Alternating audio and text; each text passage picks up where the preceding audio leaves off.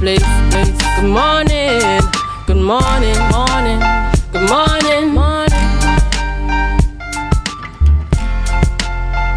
Good morning, viewers, and welcome to the Tobago Updates morning show, coming to you here live from the Port Mall in Scarborough, Tobago. As we continue to give God thanks for life, I am Julian Skeet.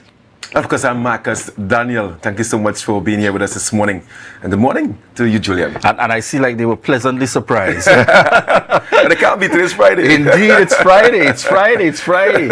Most certainly, viewers, and we continue to bring you all the updates and highlights here, right here at the Tobago Updates morning show. And yes, we've got an interesting time ahead for you this morning. But just before we head on in, we want to head over to news in 90 seconds.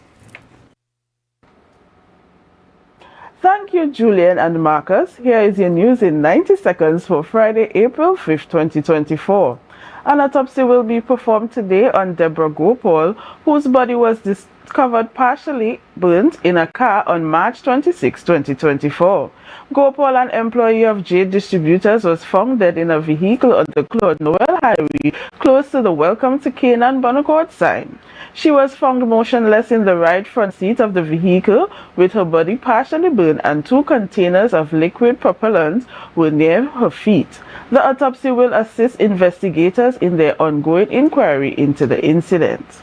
Up next, the management of the Trinidad and Tobago Inter-Island Transport Company Limited wishes to advise the traveling public that the dry docking works to the APT James and the Buko Reef is completed. Meanwhile, the major out-of-water works on the TNT Spirit is also finished, and the vessel will continue its remaining repairs while at sea.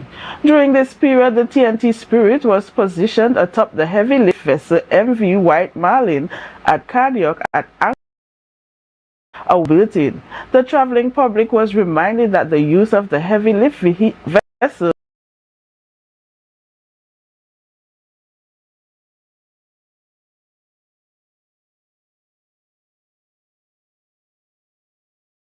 looks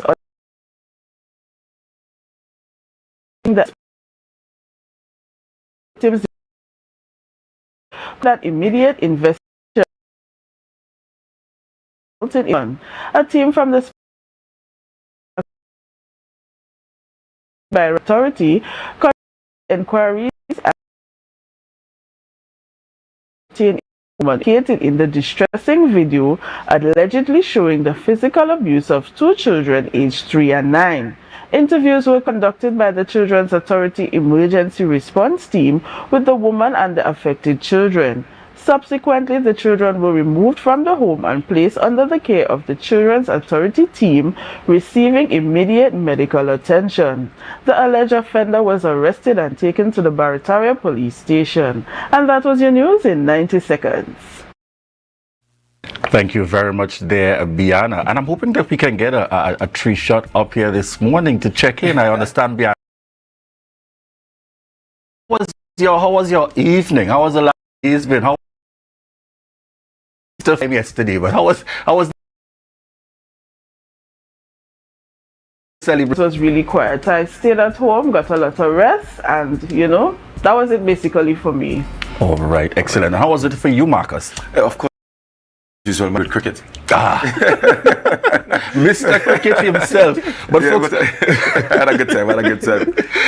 And more than that, certainly it's an excellent opportunity, and Biana reminded us just before we came on set, the faces that you are currently looking at on screen, proud products of Scarborough Secondary School. So this morning, a big shout out to the Scarborough Secondary School alumni. All 3 faces on screen, proud past students of Scarborough Secondary School. Just to give that shout out there, and I could hear the voices of all other alumni associations, even right here in studio. But nonetheless, we go forward confident and brave. Thank you so much again, folks. Each and every one of you continuing to tune in at this point. We prepare to head on into our birthday shout outs on Tobago Updates.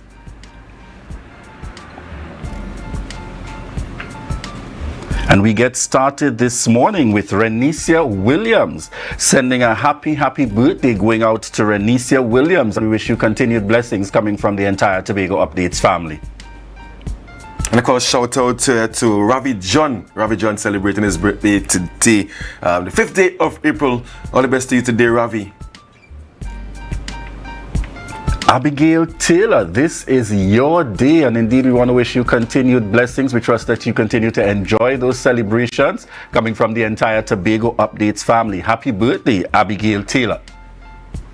Of course, birthday shout-outs to Wimana Kumbi, coming from his wife Sita, his children, parents, siblings, niece and nephew. And from them, they say they love you, Wimana, and they wish you God's richest blessing upon your life today. Have a good day, Wimana, and of course, we're all those celebrating a birthday today. And this is, if I'm not mistaken, the brother of our very own Adana Kumbi. The brother of our very own Adana Kumbi. Oh, I like how she quietly left out her name in the mix. Just keep going. Yes. Usually when there are family birthday celebrations, Adana would be out for that. I'm just saying. Good morning to you on the outside there, Adana. Yeah. All right, folks, we want to thank you so much for continuing to choose the Tobago Updates morning show. And at this point, we're heading on into our rundown. Who do we have on the rundown this morning? All right, and we're diving into our rundown for this morning, and I see we have first up, we will be having conversations with Assemblyman Nigel Tate, Assistant Secretary for Food Security, Natural Resources, the Environment and Sustainable Development, and we're speaking about joint reef patrols, rules and regulations of the Buku Reef Marine Park. We know that certainly has dived into focus with this video circulating, so we look forward to those discussions this morning. Of course, we also have, this being a sporting one. Yes. So we're going to have Mr. Kieran Edwards, one of the candidates vying for the presidency of the Trinidad and Tobago Football Association, which happens next Friday. He's going to be here this morning. We're going to also hear from Mr. Kerwin John, president of the Tobago Cricket Association, talking about the Dream 11 Bago Tit and Blast finals. It's happening today down there at the Shore Park Recreational Ground. So you're going to hear much more from Mr. John and from Mr. Edwards. And Marcus, I want to prompt you a little bit. Give us a little sneak peek. I understand that we have sport going over into Monday of next week. Sport going a very interesting interview here on Tobago Updates. What can they look forward to for those tuning in? Let them know they got to spread it far and wide this weekend. What are we expecting to have conversations with next week? What's so interesting, right? When that flyer went out on the updates page yesterday, the people calling me like I'm going to be the person to interview, in that sense. But of course, we're going to hear from Brian Brong, talking about that now infamous trip to Manchester, where he's going to come declare the year in that sense. So look forward to that one on Monday morning. I'm going to be sitting in the hot chair, not Brian Brong, because I think that all of Tobago and Trinidad and Tobago and around the region, including England, will want to know, clear up some of the questions that persons have been asking, and so definitely I don't want to get too much into Tobago Updates exclusive, so you look forward to those upcoming discussions with Brian Brong. All the questions have been asked. We've got the opportunity to have him here on set, so feel free to look out for that interview coming on Monday. Viewers, we want to thank you so much for the continued love and support and for continuing to choose the Tobago Updates morning show. And at this point, we want to remind you that this is your opportunity to share the live, share the live, share the live. We'll be right back. It's March Madness at Standard Distributors Limited. Get $100 back for every $1,000 you spend. Major appliance deals on Frigidaire, Hyacinth, Samsung, and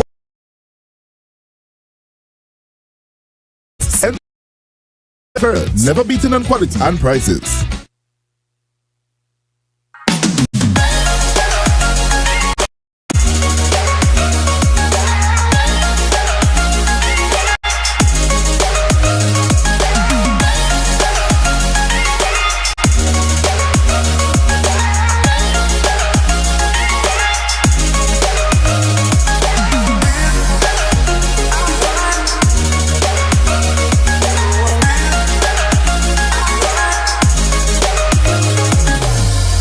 Deltec Distributors, best deal. 3 pounds, pork, goat, chicken, turkey, beef, 5 meats, 3 pounds each, $300. Best deal. Or you could try 5 pounds pork, goat, chicken, turkey, beef, 5 meats, 5 pounds each, $500. Best deal. $20 delivery. Call me now. 359-5040 or 237-0102. Order online at www.deltecdistributors.com or check with me Main Road, Argyle, Tobago. Deltec Distributors, best deal.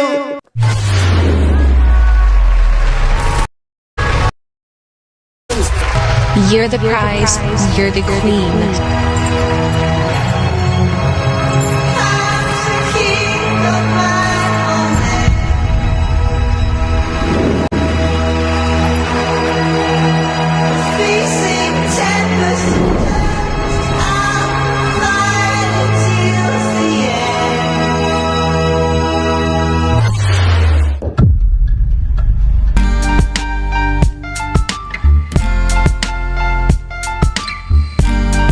put a smile on your face when you're moving from place to place.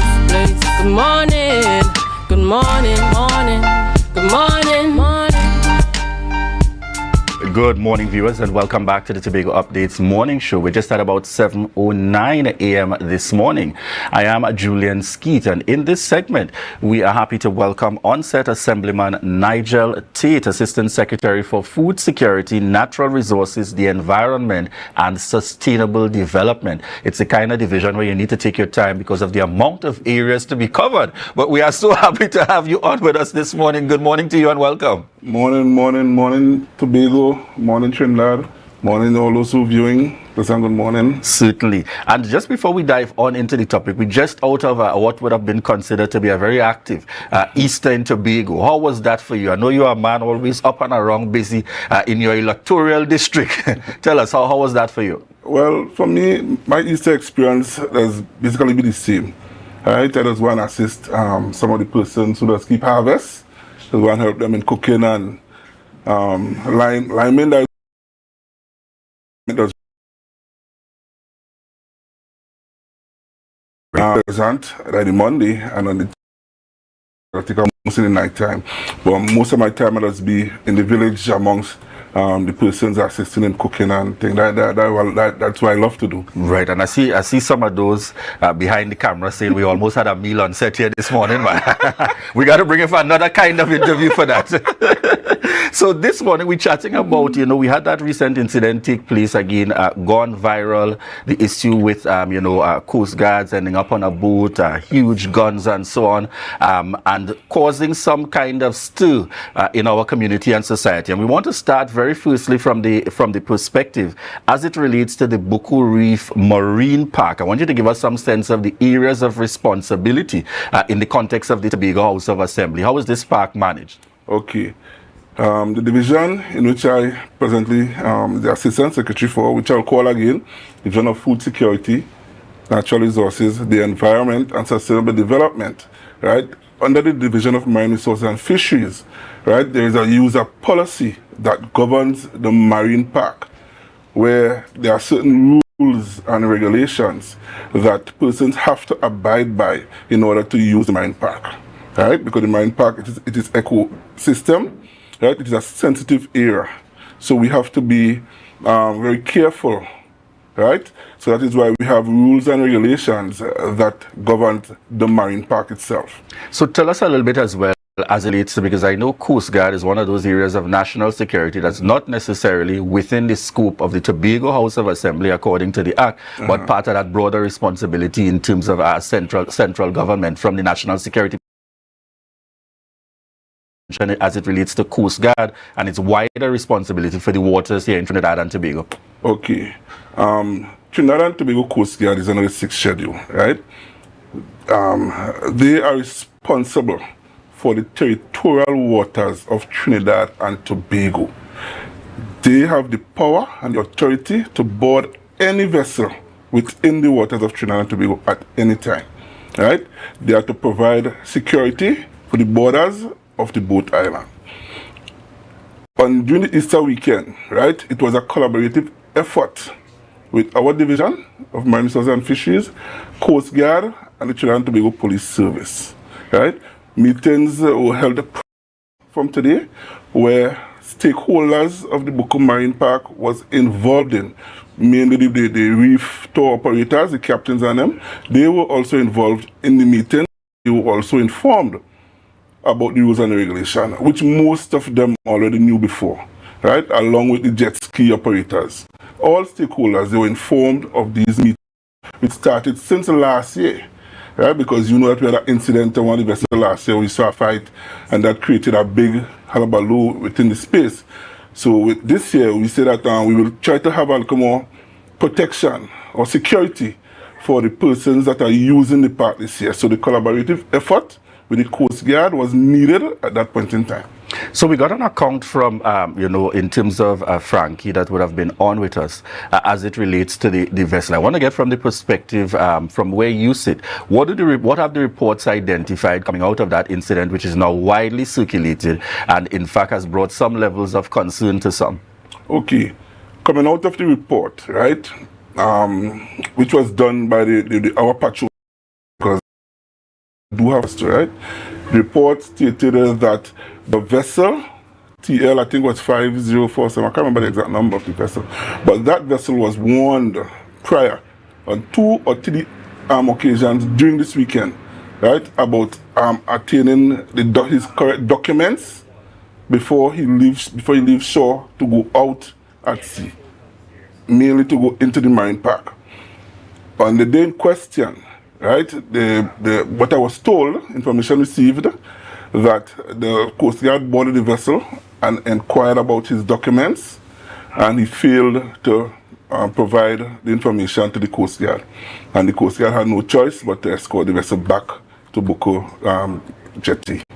So in this circumstance, I want you to give us an idea, coming out of the policy, what are things that would lead to that kind of circumstance beyond documents? What are some of the regulations that speaks to being on the water? Because, you know, from where I sit, and perhaps other viewers as well, we go and we do a reef tour to have a good time. Yes. So what are some of those regulations that, you know, boat owners and so are required to be guided by as the operator out on the sea? Okay, first thing first, your vessel must be inspected by Maritime Services, and a document will be provided for you. Secondly, the captain must have a captain license also, right?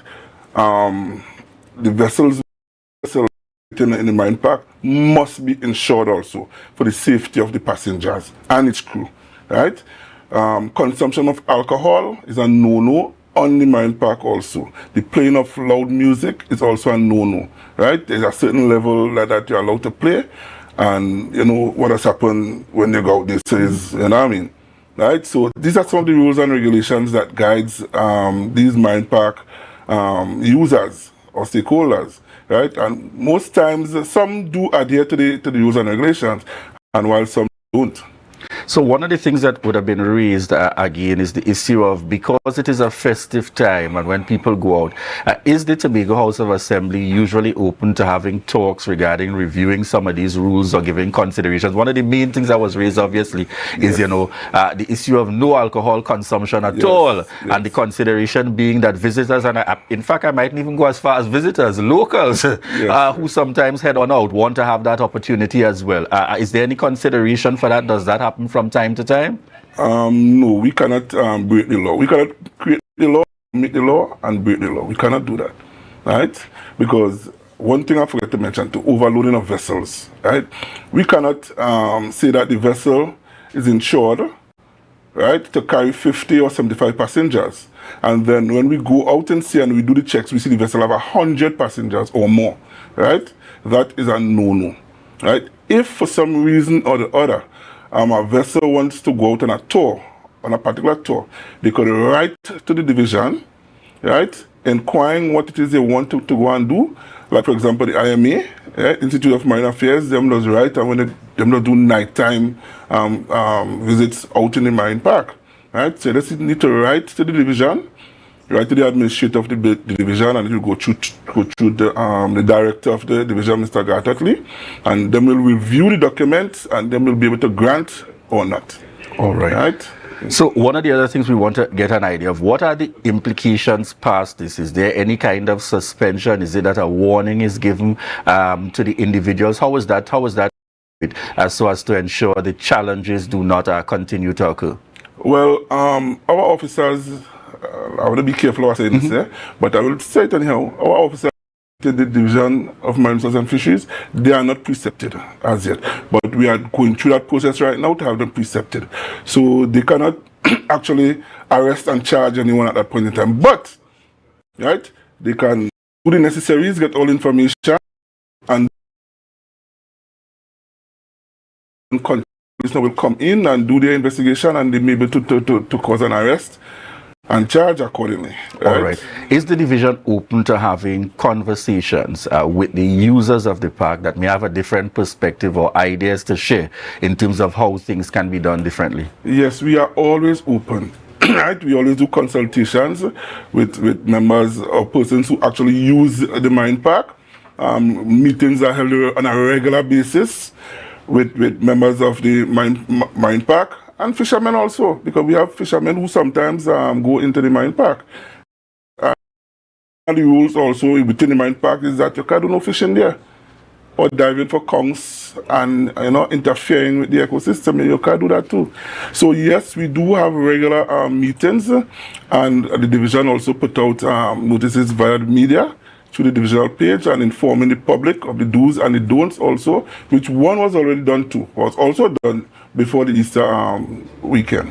Do you feel like coming out of this that there's a greater need for even more education and information to go out there to the general public? Because I think sometimes we may unlikely make certain demands of vessels while we are out there as paying patrons, not even realizing some of it may be against the rules and regulations in the marine park.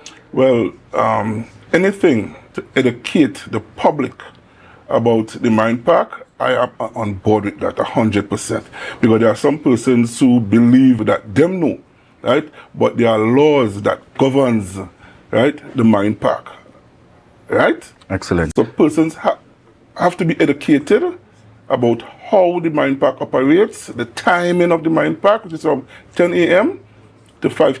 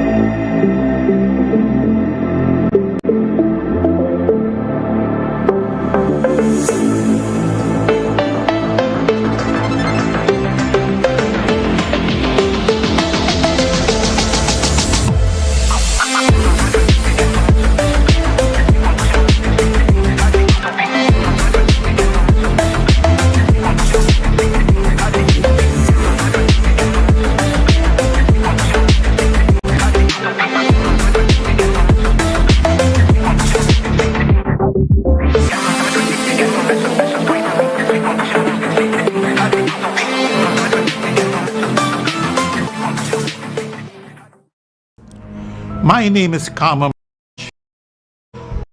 As a larger, I often share the benefit of my experience with our young innovators and small businesses. Just as I strive to guide others, our Constitution must also foster an environment for citizens to thrive. This begins with education catering to diverse learning styles and extends to establishing frameworks that support new enterprise. But are we doing enough? Constitutional reform needs your input by 15 April at constitutionalreform2024.gov.tt. It's your future, your constitution, your voice.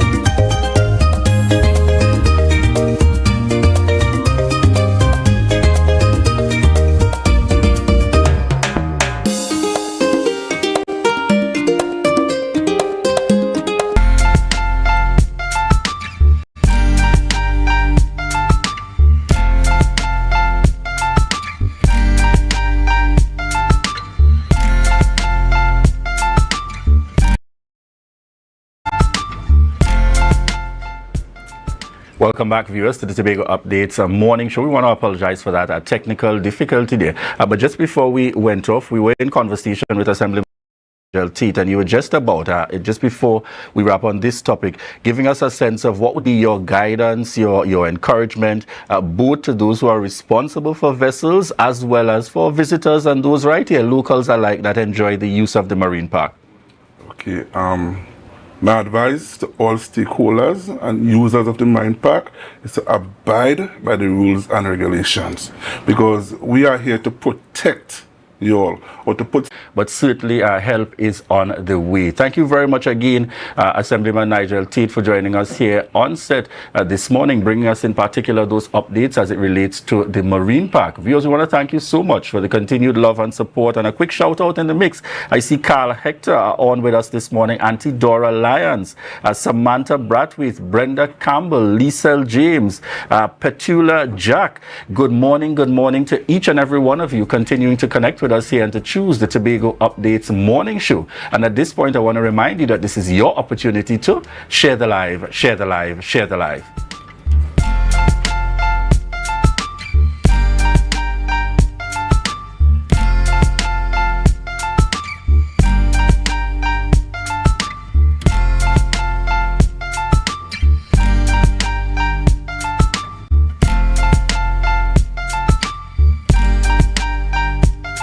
Deltec Distributors, best deal. 3 pounds pork, goat, chicken, turkey, beef, 5 meats, 3 pounds each, $300.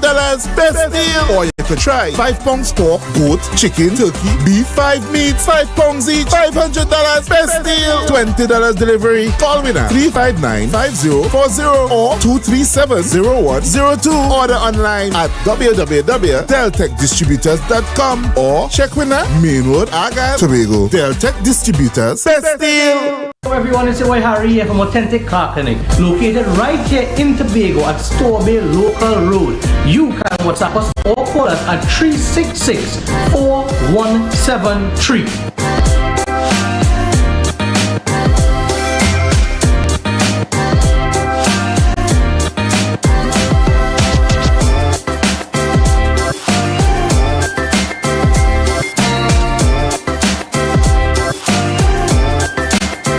Fellow citizens, I am Joy Abdul Mohan. Many years ago, we declared through our constitution our desire to live in a democratic society with respect for the law, supported by public institutions that respond to our needs. A strong constitution must be relevant to every citizen, including children and the youth. We've heard about reform before.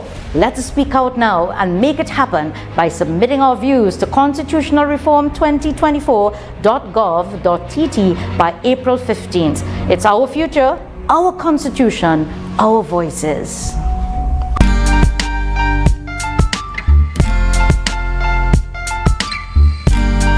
Put a smile on your face when you're moving from place to place. Good morning, good morning, morning, good morning. Hi viewers, welcome back, and thanks so much for staying with us here on Tobago Updates Television.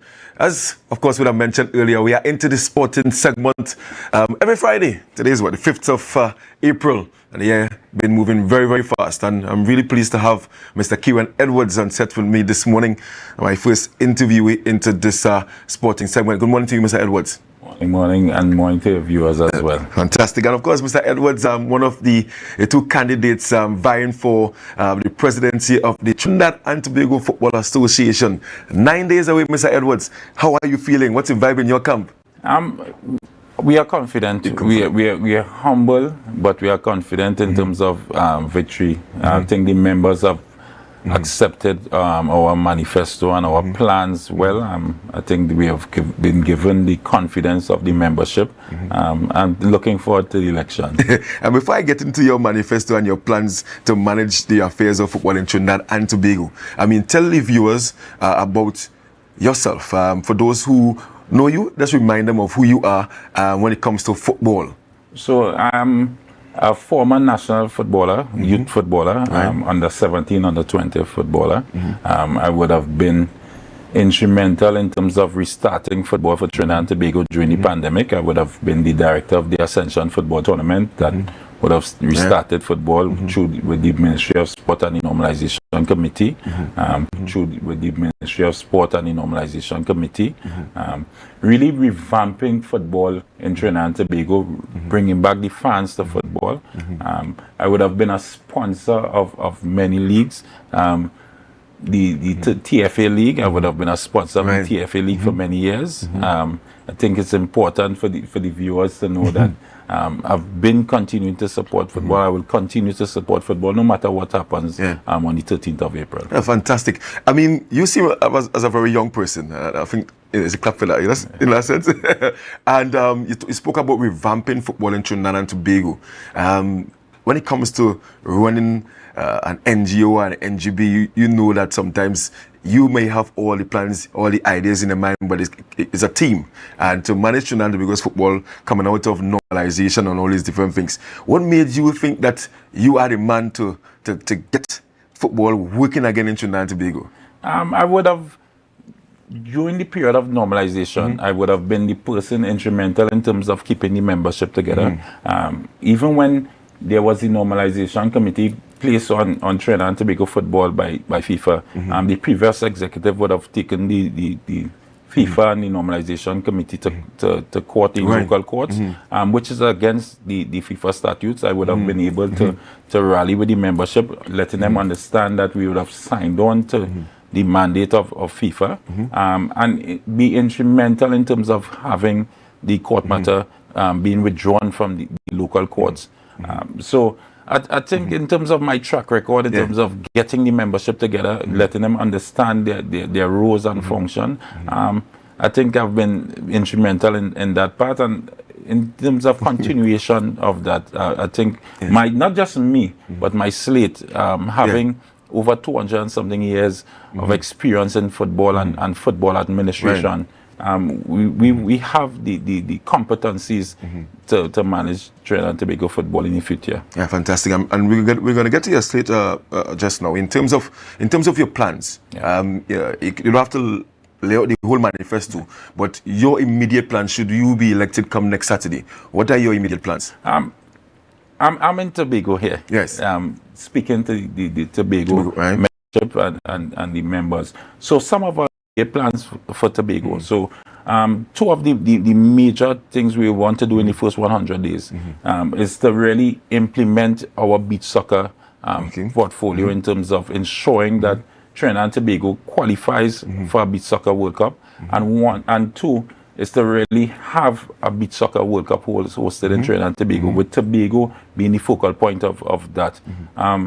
And then we want to ensure that we set up a satellite office in Tobago. And within the first 100 days, we'll meet with FIFA. Once we are elected, we'll meet with FIFA and CONCACAF in terms of implementing the goal project for Tobago, in terms of having a home of football for Tobago, where it's not just a home of football in terms of a field and an administrative office. We'll also set up where it could be self-sufficient, where we'll set up rooms so that persons coming to vacation, clubs coming to vacation, clubs coming to do their pre-season tournaments could be hosted in Tobago, and it will be a revenue, and not just for the TTFA, but also for the TFA. So this Go project, given the fact that we already have a home for football in the country, Trinidad and Tobago, so the FIFA allows for one for Trinidad and one in Tobago as well. So each FIFA point forward funding allows for you to do projects. Right. So the 2.0 funding, we would have done projects. The home of football would have come through the FIFA forward funding. So there's a new 3.0 funding started last year, June. And that funding is still available. So there's $3 million US allocated for TTFA, and we intend to allocate those funds with the support of the THA and the Minister of Sports, knowing that the Minister of Sports is also from Tobago. We hope that we'll get the buy-in from the government in terms of partnering with the TTFA, with FIFA, in terms of setting up a home of football in Tobago. It's important we don't just allow for persons the travel between Trinidad and Tobago for Tobago athletes. We need to make sure that there's progression for Tobago athletes, and there's a pathway. I like that, because I mean, me playing cricket over the years and traveling to Trinidad, and I mean, telling you about the struggles. I mean, it has been a struggle, and it still is a struggle. So I'm happy to hear that.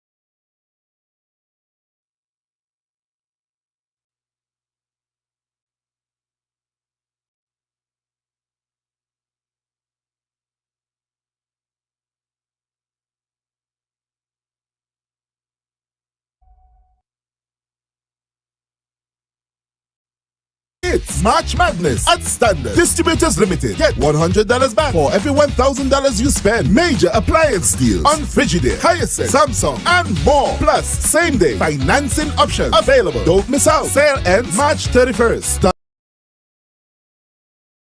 Scrub Ties brings to you our organic fat dissolving shots. Yes, guys, our lemon butter shot breaks down stubborn fat, tightens any loose skin while increasing your metabolism. No side effects, no downtime. We also offer cavitation, cellulite treatment, butt, breast, hip dip fillers, weight loss, fertility IVs, and much more. Contact us on 495-6624 or follow us on Instagram at Scrub Ties Body Contouring.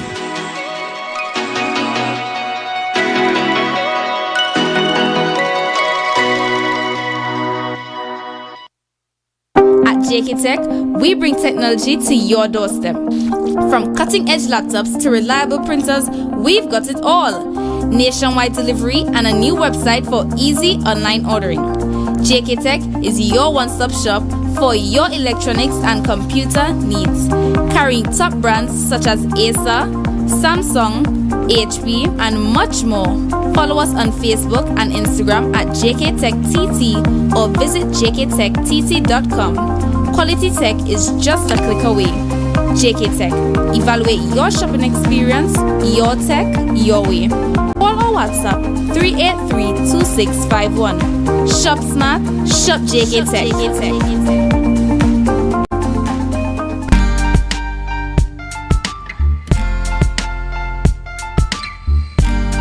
Put a smile on your face when you're moving from place to place. Good morning, good morning, morning, good morning, morning.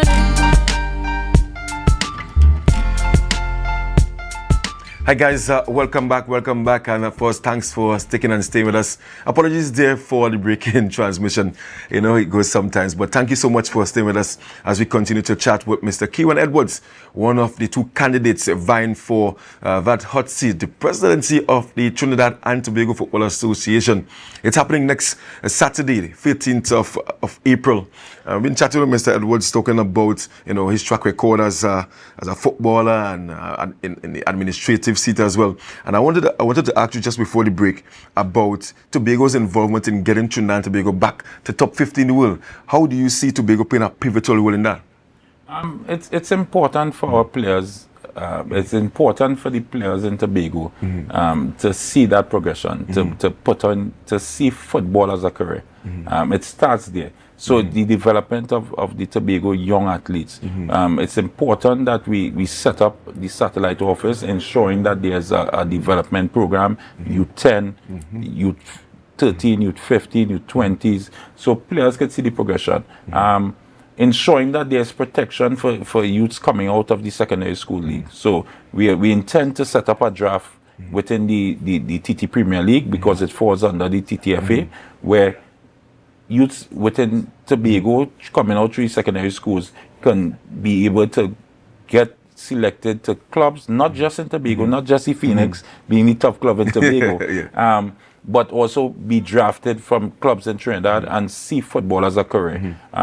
It's important for our coach development so that our coaches could do the right strength and conditioning. It's important for kids not just to stay on the PlayStation and play FIFA 2024, but to get back out on the fields and get them active into sports, not just football, but all sports at a younger age. So youth 8, youth 10, have them playing various sports in terms of their mobility, flexibility, because those things do play a factor in terms of when they progress in terms of senior football. So it's really building the blocks, giving the youths a pathway to have football as a career, not just as a hobby. Yeah, so it seems that that's going to be your main job as president. You want to get young people, youths, especially at schools, participating more frequently in terms of the U8, well, all the age groups that you spoke about recently there. Tell me about your slate and give me a kind of an idea of their backgrounds, starting with the person that you have as to be at this Tobago person on your slate. So we have Shelton Williams as the Tobago person on our slate. he would have came with a lot of expertise in terms of football. He's the vice president of Phoenix, the top club in Tobago currently. Phoenix being the club that has a structure, even clubs in Trinidad can boast of the structure that Phoenix has in terms of having a masters team, having a tier 1 team, a professional team playing in the football in Trinidad and Tobago PFL. They also have a youth team. They also have a women's team. So that structure, that the ability to administrate in terms of a full academy it would be added. Is the strength of Shelton is one that we can't say enough of the support of Shelton Williams in terms of our manifesto and what we do going forward. We have our first vice president, Colin Murray. Wealth of knowledge, a wealth of experience, being a senior manager at Carib, being someone in the sport, administrator, commentator. It's important that we communicate to the membership. One thing the members have been crying out for is the lack of communication from the TTFA, and it's not just through the normalization period. Administration past, the lack of communication. So having someone like Colin Murray, who is always advocating for membership knowing more, persons having more information, it's important to have him there. We have Osmond Dongna as our second vice president. He comes with a wealth of knowledge as well in terms of the constitution. If anyone has an issue with the constitution, he's the go-to guy. And then we have the mandate from FIFA in terms of having all members' constitutions in line with the TTFA's amended constitution. It would help in terms of giving persons the guidance. We have Jameson Riggs as our third vice president. He's the president of the Super League. Maybe it's enough for me. So I would say the second best run league ever in Trinidad and Tobago, the Super League. Ascension being the top. So that administrative knowledge with him, he's working with BP in terms of the Miari area, grassroots area, in terms of administration. So it would help in terms of members understanding that as well. We have Andrew Budo as an ordinary member, ASP, the chairman of police football, to help in terms of what we do when we go back to grassroots, knowing that there's a crime situation in Trinidad, not so much in Tobago, but still we're seeing the changes when we do have programs, having that knowledge, having somebody with the expertise in terms of crime fighting, assisting persons going into the communities. We have two accountants as well. We have Ryan Nunes, which is a chartered accountant, and Alicia Austin, chartered accountant as well. We would have known the normalization would have come based on our finance. So we have persons there to ensure that the issues, the ills of TTFA would not happen again, at least under my watch. I don't know under anyone else reign. But that's good to hear though. under my reign. We also have Alan Nogan, ordinary member as well, comes from the prison service, instrumental in youth football in the Central Zone, vice president of the Central Zone, would have helped me as being a president of East Zone. He would have helped me in terms of ensuring that we have youth football throughout all the zones. And he would have been someone I would have leaned on to ensure that youth football plays in the East Zone. So that's our team. It's a good mix. We would have worked. We have studied the composition of the slate, and I think those persons with the wealth of knowledge and expertise would serve Trinidad and Tobago well. Yeah, fantastic. And we're looking to wrap the interview this morning. Of course, I know that you'd have done your campaigning before in terms of all the zones and the teams and things. But just before you go, you can, make your final plea to the clubs in Tobago and to the association before you allow it to go. I would want to say that if the team progressive is elected, Tobago clubs and the fans in Tobago, the stakeholders in Tobago would see a group, an executive of the TTFA that has the knowledge, has their finger on the pulse of football. I would have been the sponsor of Tobago football through the TFA for some years.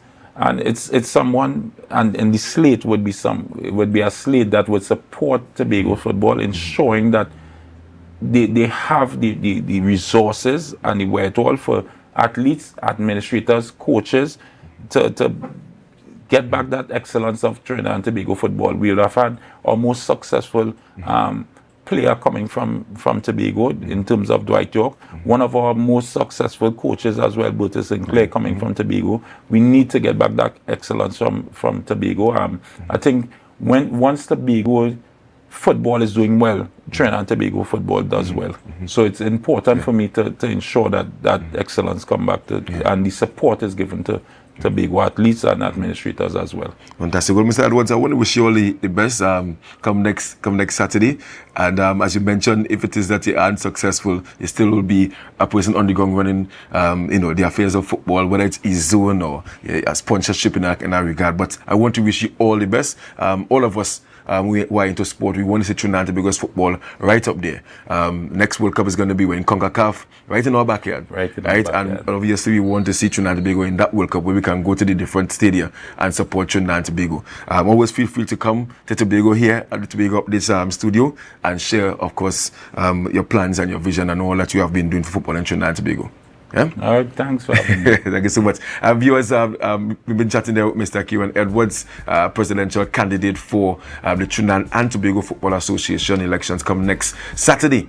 Thank you so much for staying tuned to Tobago Updates Television. We're going to take a short break. When we get back, we're going to chat Dream 11 Bago T10 Blast with the president of the Tobago Cricket Association, Mr. Cohen John. Don't forget to share the live, share the live, share the live.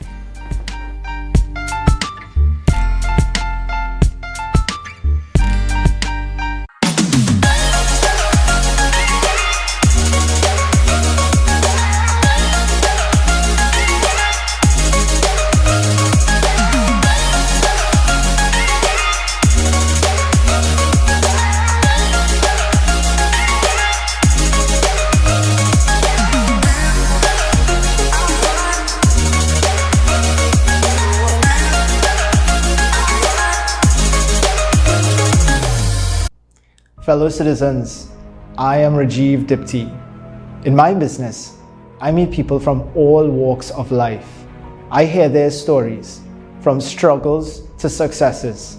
The supreme law of our country that safeguards our individual rights and freedoms as we go about our daily lives is the Constitution. It was amended back in 1976, but life is different now.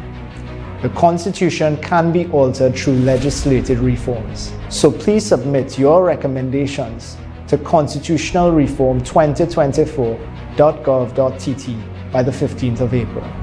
It's your future, your Constitution, your voice.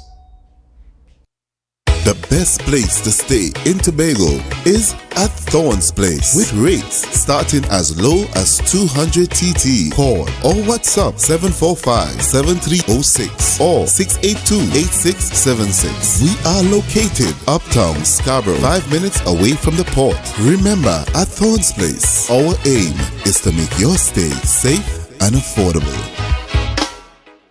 Yo everyone, it's your boy Harry here from Authentic Builders General Hardware, located right here in Tobago Local Road, Tobago. That's correct, right here in Tobago. And we are offering you guys the best prices on all hardware material. And if you would like to get your free quotation done, all you have to do is WhatsApp us at 272-1990 and we will give you guys the best prices on all hardware material. That is a guarantee as we are matching or beating any quotations.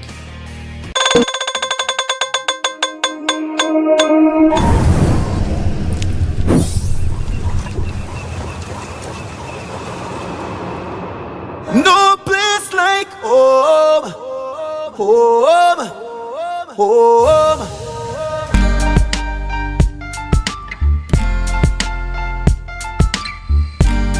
Put a smile on your face when you're moving from place to place. Good morning, good morning.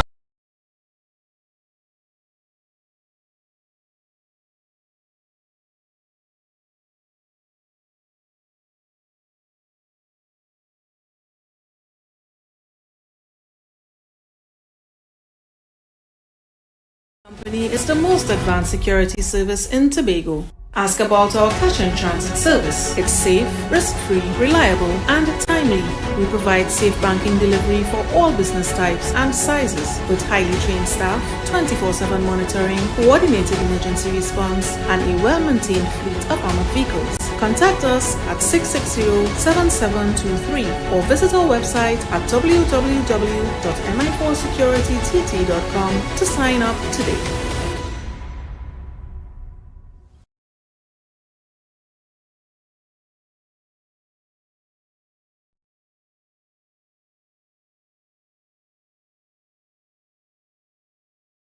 All hardware material.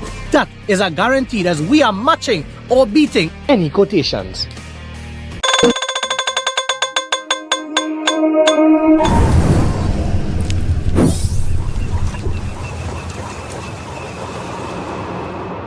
No place like home, home, home. Oh, I love Tobago, baby. When we outside, it's an ocean of love. All that we align to the stars up above. Let we dance now, take a chance now with me. And we go jump till morning. Look, the moon gone sleeping. Tell them we not leaving. Till the last drop of a canal is madness in the capital. So I feel like I run in tongue again. Jump and shake the ground again. We with all the fun and them. No place like home. Home. Home. We go jump till the moon come down. It's we who the stars shine on. Play a mass and break away. Freedom in with DNA.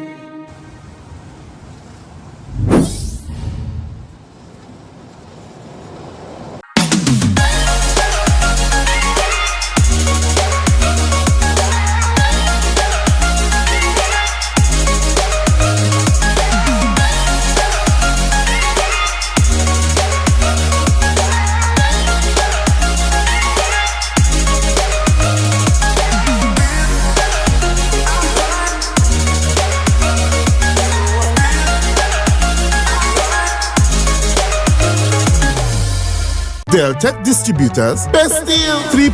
Pork, goat, chicken, turkey, beef, 5 meats, £3 each, $300. Best deal. Or you could try £5 pork, goat, chicken, turkey, beef, 5 meats, £5 each, $500. Best deal. $20 delivery. Call me now. 359-5040 or 237-0102. Order online at www.deltecdistributors.com or check with me. Main Road, Argyle, Tobago. Deltec Distributors, best deal.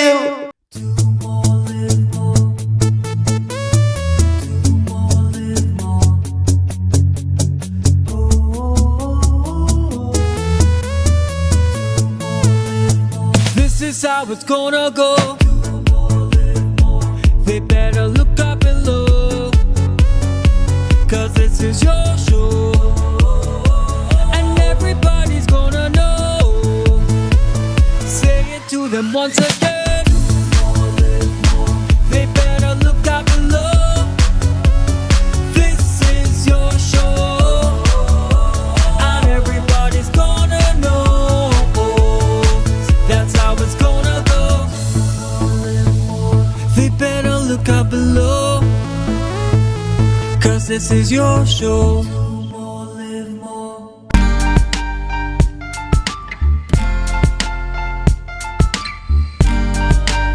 Put a smile on your face when you're moving from place to place. Good morning, good morning, morning, good morning, morning. Hey guys, welcome back, and thank you so much for staying tuned to Tobago Updates Television. Once again, we do apologize for the break-in transmission. Let's having a bit of technical difficulties here this morning, but it's not going to stop the show. It's a sporting morning, and I want to thank Mr. Cohen John for joining me on set this morning. And of course, he waited his moments, and today we're talking about Dream 11 T10 Blast. Good morning to you, Mr. John. Good morning, Marcus. Good morning, Tobago. Yeah, fantastic. Today, after 16 days, we're going to have the finals of the second edition of the Dream 11 Bago T10 Blast. Everything set for the finals? Everything is set and ready. Shaw Park is a spectacle. We are just waiting the crowd, and we are waiting for 2:30 when the final goes off. Yeah, and I've been there. I see the vibes. I mean, compared to the last year, how would you put this year? Much more vibes. The people are into it. The spectators have been coming out. The whole atmosphere in Shaw Park have been fantastic. Yeah, and I mean, who are some of the players that have been leading the charge? Because I know we have likes of Evan Lewis here, Lendell Simmons, Terence Hines, national players. Who are some of the players that the fans can look forward to today? Well, I think that is the reason why you get so much people coming out on a daily basis, because we have real quality players. The standard of cricket have been very high. As you said, the type of players that we have here, the Evan, the Lendell Simmons, the Jesse Butang, who is the leading run scorer at this point. Nevin is here doing his thing. We have all the star players here. Today, going into the the eliminator at first, so we'd have Nevin and Marlon Richards and who else on that side? Christian Turton coming up against the likes like Kalicharan and those guys. Now they are playing for a space in the final because, as you know, Storby had already won the preliminary rounds and gone straight into the finals and await the winner of that eliminator that starts at 10:30 today. Yeah. So, and who are the teams that are going to be contesting the eliminator? That would be Mount Irving Surfers and Pirates Bay Raiders. Yeah, and then obviously the winner from 10:30, they are going to play against. So the game that normally starts at 12, we have brought forward that game to 10:30 because the winner of that game would now have to play the finals. So to be fair to the players, to give them a rest, so we brought the game forward to 10:30. Yeah, fantastic. I mean, how important it is to have these kind of tournaments in Tobago and to have the international stars, because Evan and Lendell are international stars, and the national players mixed with the Tobago players. It is. I think we are seeing the improvement in the players. We have seen where the Tobago players are very elated being around these guys. You see these guys talking and passing on their knowledge to our Tobago players all the time. Let us also look at the commercial aspect of it for the Tobago Cricket Association. It's a form of revenue making for the Tobago Cricket Association, which we are in badly need of, because this is how we get funds to do our development and stuff like that. Yeah, fantastic. And in terms of entry into the venue today, how much fans will have to pay to get in? Well, it remains the same. The Tobago Cricket Association is here to please and please everyone. I mean, we started at $20. It remains at $20. Kids under 10 or under 15, free. So it remains the same. And if, let's say today's Friday, because I know they have a song saying who goes to work on a Friday. So persons are allowed to come in with the coolers and yes, you're free with your coolers. Let's try to avoid the glass bottles, keep them away from the grounds and stuff. But you're free with your coolers. Come and have a fun time. And not forgetting about the Dream 11. I'm also aware that on Sunday we're going to have the finals of the 40 overs. Most definitely. We have been having a bumper 2024 season. We are into the finals of the 40 overs, which would be competed by C&B United and Gladiators. That should be a bumper final at Shaw Park come Sunday, starting 11. So and everything is all set. Yeah, and of course free entry to persons. Yes, that will be a free entry. So Tobagonians would have the opportunity to come out, and even visitors on the island come out and see our star Tobago players perform in the finals on that day. One Mr. Daniel will be competing. Let me just make that clear. C&B United to the world, yes. And of course, these two teams would have met in last year's finals, and unfortunately, we had a rained out situation, so they were joint champions. So much to look forward to this game on Sunday. Some of the Tobago's leading players, I mean, in that Bago Gladiators team, Jalan Alfred and Leon Lizama. Yep. So Leon have been the leading run scorer last year. I think he's leading again this year. Leon have been exceptional. Leon is like fine wine. The colder he gets, the better he gets. It's really surprising. Even in this Dream 11 Bago T10 Blast, at one point in time, he was the leading run scorer. So he have been doing well. Fantastic. And I can't let you leave without talking about the Tobago under 19 team. I mean, historic moment. I can't tell the last that a Tobago youth team would have gotten into the semi-finals of inter-zone tournament. Well, I will go further than that. We could, if we have to be honest, we don't know when last a Tobago youth team have even been winning games. This under-19 team have performed so well. They played unbeaten the 3 games in the preliminary stage. They have since been elevated to the semi-finals. This semi-final that was supposed to be played in Trinidad on Wednesday, on the 3rd. But I mean, at some point in time, you have to use the little weight you have somewhere. So I had to have a conversation with the cricket board so that you can't put our under 19 guys to play in the middle of a Dream 11 in the semi-finals in Trinidad. Yeah. So with that discussion, I've since got the semi-finals to push until after the Dream 11, which comes up on Tuesday night. Yeah. And the semi-finals would be played in Tobago. And which I could at Shaw Park. Okay. And I could also tell Tobago this. As they're saying, they don't like Prezi when you say if. When we make the finals. Yeah. When we win the semi-finals, the finals would also be played in Tobago. That's fantastic news. I mean, shout out to Orlando James and Xavier Reid and all the guys on that under 19 team, Jaden Kent. And I can see us winning this under 19, and then most of the players, I mean, getting into trials, and who knows, they can get into that under 19 team. I mean, we have a short time this morning, but guys, we're going to hear from Mr. John again in the not too distant future to share more about all that's happening in Tobago when it comes to cricket, because everywhere you turn is cricket, whether it's T10, 40 overs or 2 days, and that's testament to the good work of the Tobago Cricket Association led by Cohen John, who is also a director on the West Indies Cricket Board and third vice president of the Trinidad and Tobago Cricket Board. So guys, get down there today at Shaw Park. Who goes to work on a Friday when you have cricket in Shaw Park? $20 to get in, walk with your cooler, and of course I'll be camping by your coolers because I have no money to buy no drinks. Yes, Woods told me to tell us, Woods tell me to say that, because Woods going to be down there today taking in the team. Tobago, get down there. Snorkelers, Tobago snorkelers, they are waiting the teams. Of course, this morning going to have the eliminator at 10:30 between the Surfers and the Pirates Bay Raiders. Who wins that game? They play against the Snorkelers for that prize of $100,000 starting at 2:30 p.m. Guys, this has been the sporting segment. Thank you so much for staying with us here. Remember, Candice Jackson comes up right after the break with Good Morning Tobago. Don't forget to share the live, share the live, share the live.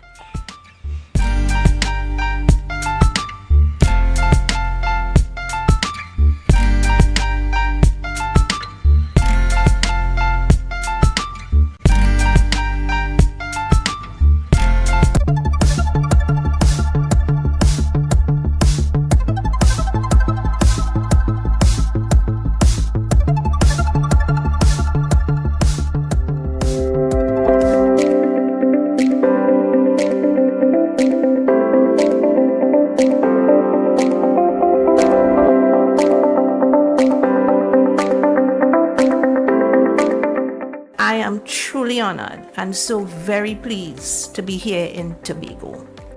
This office here in Tobago marks a momentous milestone in the ongoing efforts of the Procurement Board, the management and the staff of the OPR to ensure that we fulfill the tremendous responsibility that has been entrusted to us, that of ensuring the integrity of public procurement activities and ultimately securing the public interests.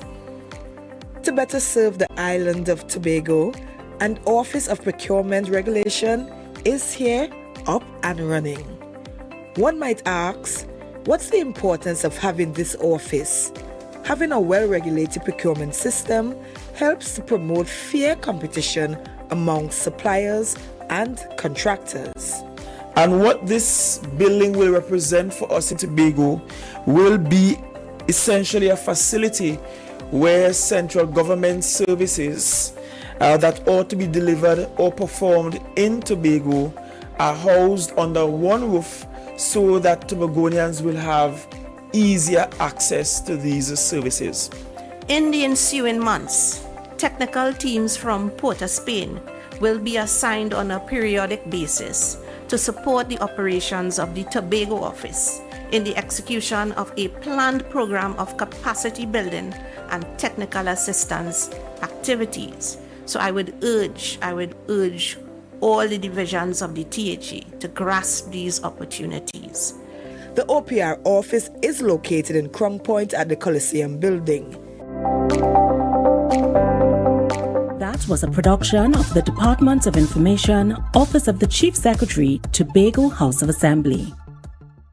You can now get whatever you need whenever you need it anywhere in Tobago with Tobago. Your meals, medication, groceries, and shopping all delivered directly to you. No more hassle, no more stress. Get the Tobago app today on Google Play or Apple App Store. That's TAPPOGO and let us deliver to you. Check our website at www.tapogo.app or call the experts at 494-TOGO and 484-4746. Tobago. Relax. We will get it to you. Tobago's at your service. Tobago Glass Supplies has been a leading name for over 37 years in the glass and aluminum market in Tobago. We provide an extensive range of high-quality, innovative aluminum and glass products for commercial and residential use. Competitive prices with superior and professional services by committed employees who are guided by rigid quality standards. Tobago Glass Supply specializes in the manufacture and installation of glass and aluminum products that are essential to today's homeowners and the business environment. We are engaged in marketing, sales, and installation of a variety of products. These ranges from windows and doors to necessities such as mirrors for homes and vehicles, designed and manufactured in-house or imported.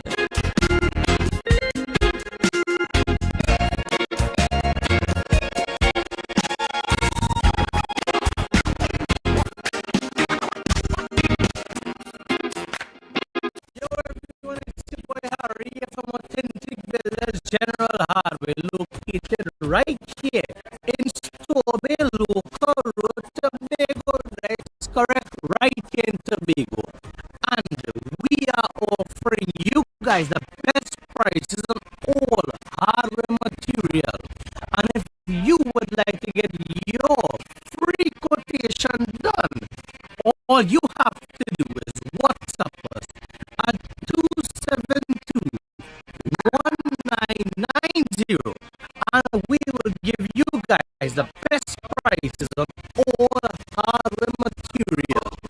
That is a guarantee that we are matching or beating any quotations.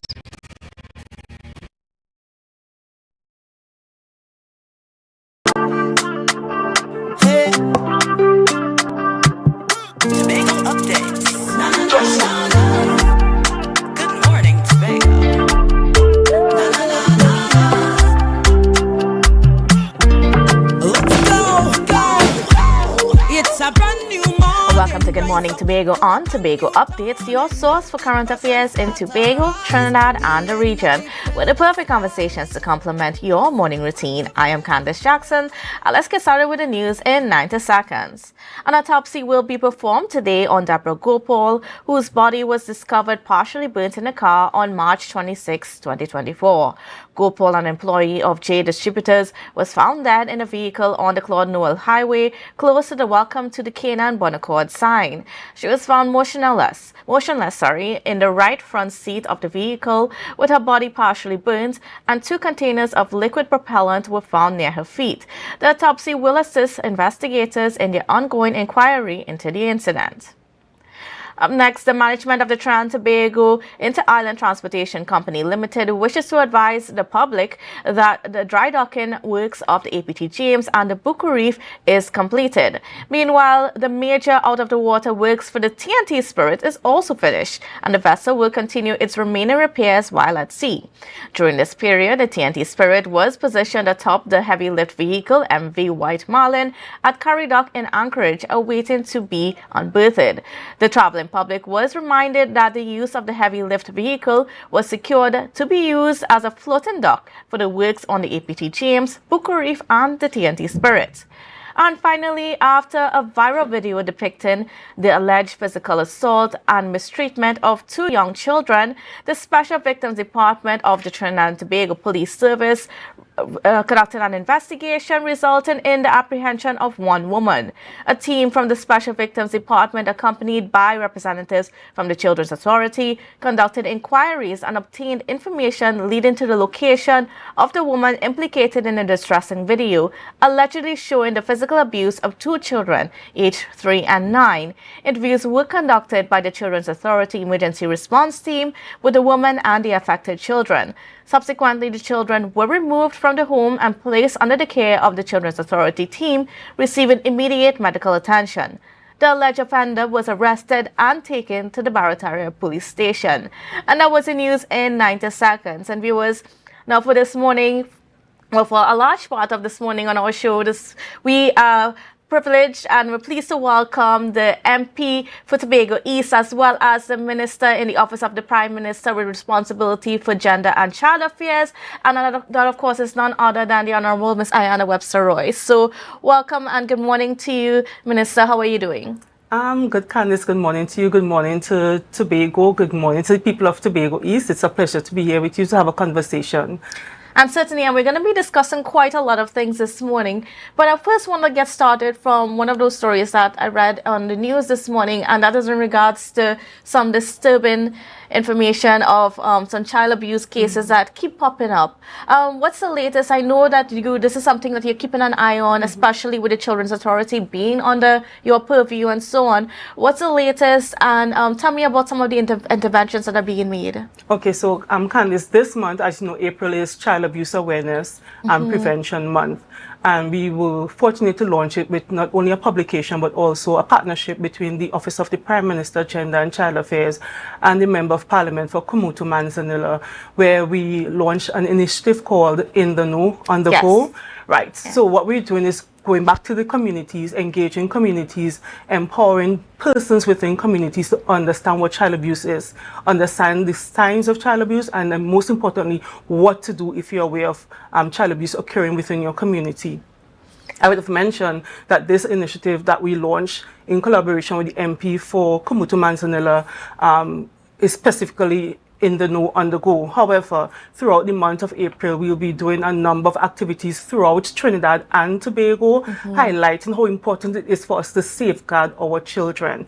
I want to stress, Candice, how important it is for every single individual, every man, woman, boy and girl to understand that ending child abuse, ending any form of violence in our country is all our responsibility. As I say, it's all our business. Yes. So all hands on deck. We must ensure that our children are fully aware and understand that they have rights and their rights are protected and promoted. We must ensure that our children understand what is abuse and also what they should do in instances of abuse. But most importantly, we must ensure that our adults are allies in this fight to end child abuse in Trinidad and Tobago. No, I mean, unfortunately, we're seeing these cases popping up way too often than we would like it to happen. I mean, what has been discovered in terms of the work that the Children's Authority has been doing as to, some of the reasons why we keep being faced with some of these cases? Candice, it is frightening to know that in most instances where children are abused, it's not really stranger danger as we talk about. It's someone known to the child, someone known to the family.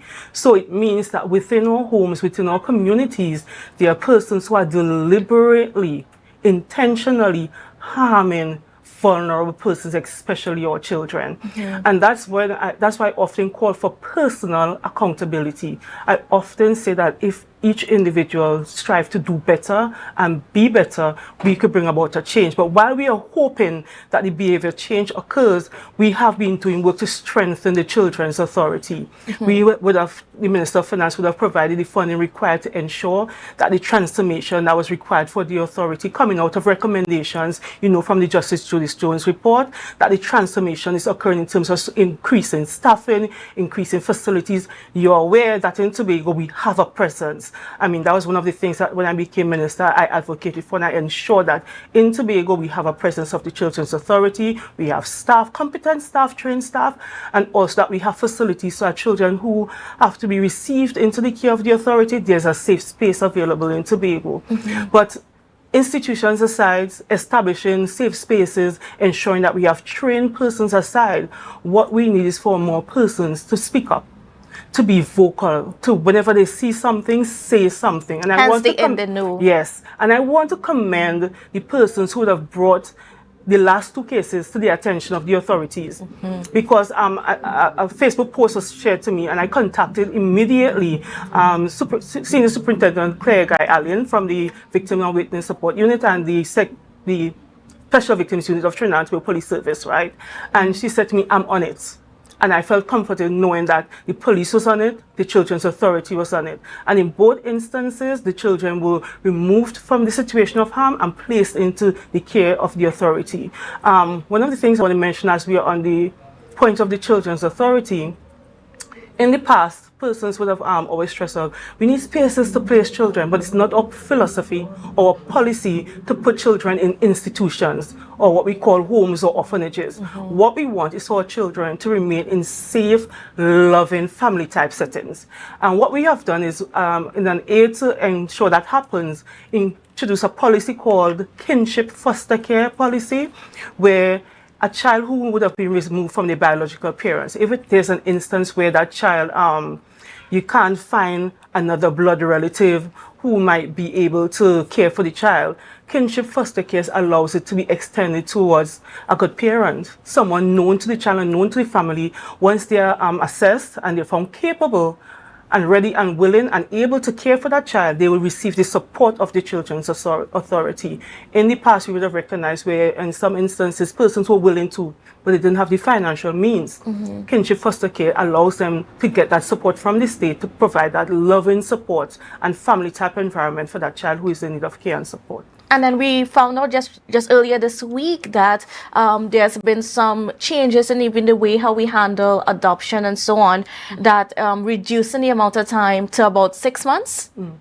But the thing with adoption, right? I was listening to a program yesterday, and one of the challenges we are facing is that persons want to adopt, but in most instances, persons want a baby.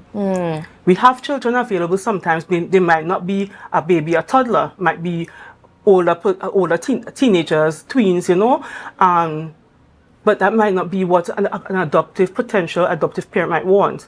The other issue is that sometimes we are faced with a situation where a child may be in the care of the state and the parents don't want to relinquish their parental rights. So you might have a child might be a perfect candidate for adoption, but unless you cross that hurdle where the parents are willing to relinquish that rights, then we face the situation, people waiting and children in the care of the state, and people ask me, why are we not getting to adopt, whatever? But there's a number of issues around it. However, the Children's Authority has been working to ensure that we bring on that time. We have been looking at legislation we may need to address to ensure that we make it easier for the children, because at the end of the day, what we operate with is the best interest of the child principle. Whatever we do, whatever we are doing, we must ensure that the best interest of the child is always at the forefront of all our actions, our policies, and our programs.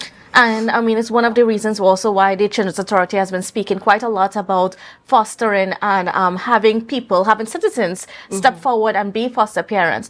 Now, have we seen that increase, especially here in Tobago? Have we seen people stepping forward and trying to be a part of that program? I would like to say that we could encourage more persons to come on board. So I wanted to use this opportunity to make an appeal. If it is that you're willing to open up your heart and your home to care for a child who might be in a vulnerable situation, please consider becoming a foster carer in Trinidad and Tobago. I mean, you can never have too many persons on your system, because as we move children out of harm and we move children into places of safety, into homes, you see children constantly coming into the system. And again, Candice, until we get to that place where we have that full change in behavior and mindset and attitude towards our children, then unfortunately there will always be a place for the Children's Authority. There's always going to be a need for foster parents, adoptive parents. There's always going to be a need for us to have even homes, established institutions to care for children. until all of Trinidad and Tobago decides to do better and be better. Now, what about in terms of some of these statistics or some of the data? What has the data shown recently about what's been happening with our children here in Tobago? Unfortunately, I wouldn't call the figures. Okay. But unfortunately, if you look at our population size, it is quite alarming. We have a serious problem, not only in Tobago, but in Trinidad and Tobago.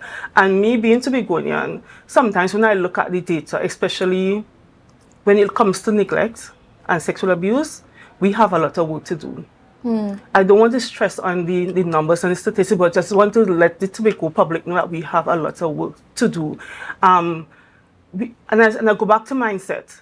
It's so easy for us to think that it's okay for us to leave our children unattended to go to a vet or to go wherever, and not knowing and not appreciating the fact that that is a form of abuse. Neglect is a form of abuse. It's so easy for us in some of our communities for have people saying,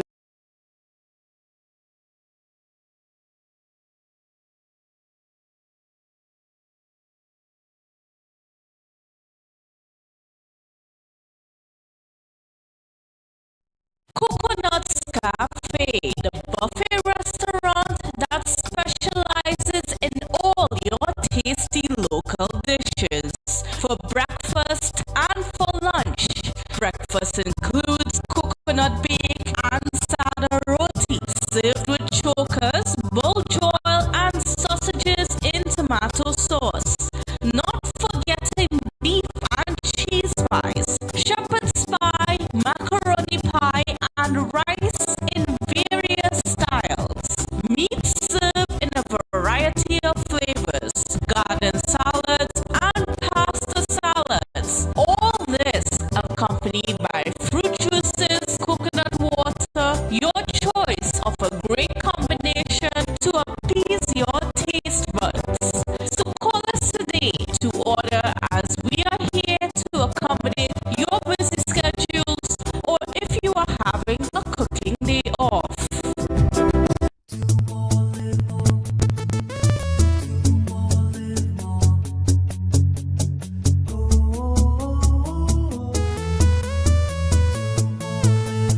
This is how it's gonna go. They better look up below, 'cause this is your show, and everybody's gonna know. Say it to them once again. They better look up below. This is your show, and everybody's gonna know. That's how it's gonna go. They better look up below, 'cause this is your show. You can now get whatever you need whenever you need it anywhere in Tobago with Tobago. Your meals, medication, groceries, and shopping all delivered directly to you. No more hassle, no more stress. Get the Tobago app today on Google Play or Apple App Store. That's TAPPOGO, and let us deliver to you. Check our website at www.tapogo.app or call the experts at 494-TOGO and 484-4746. Tobago. Relax. We will get it to you. Tobago's at your service.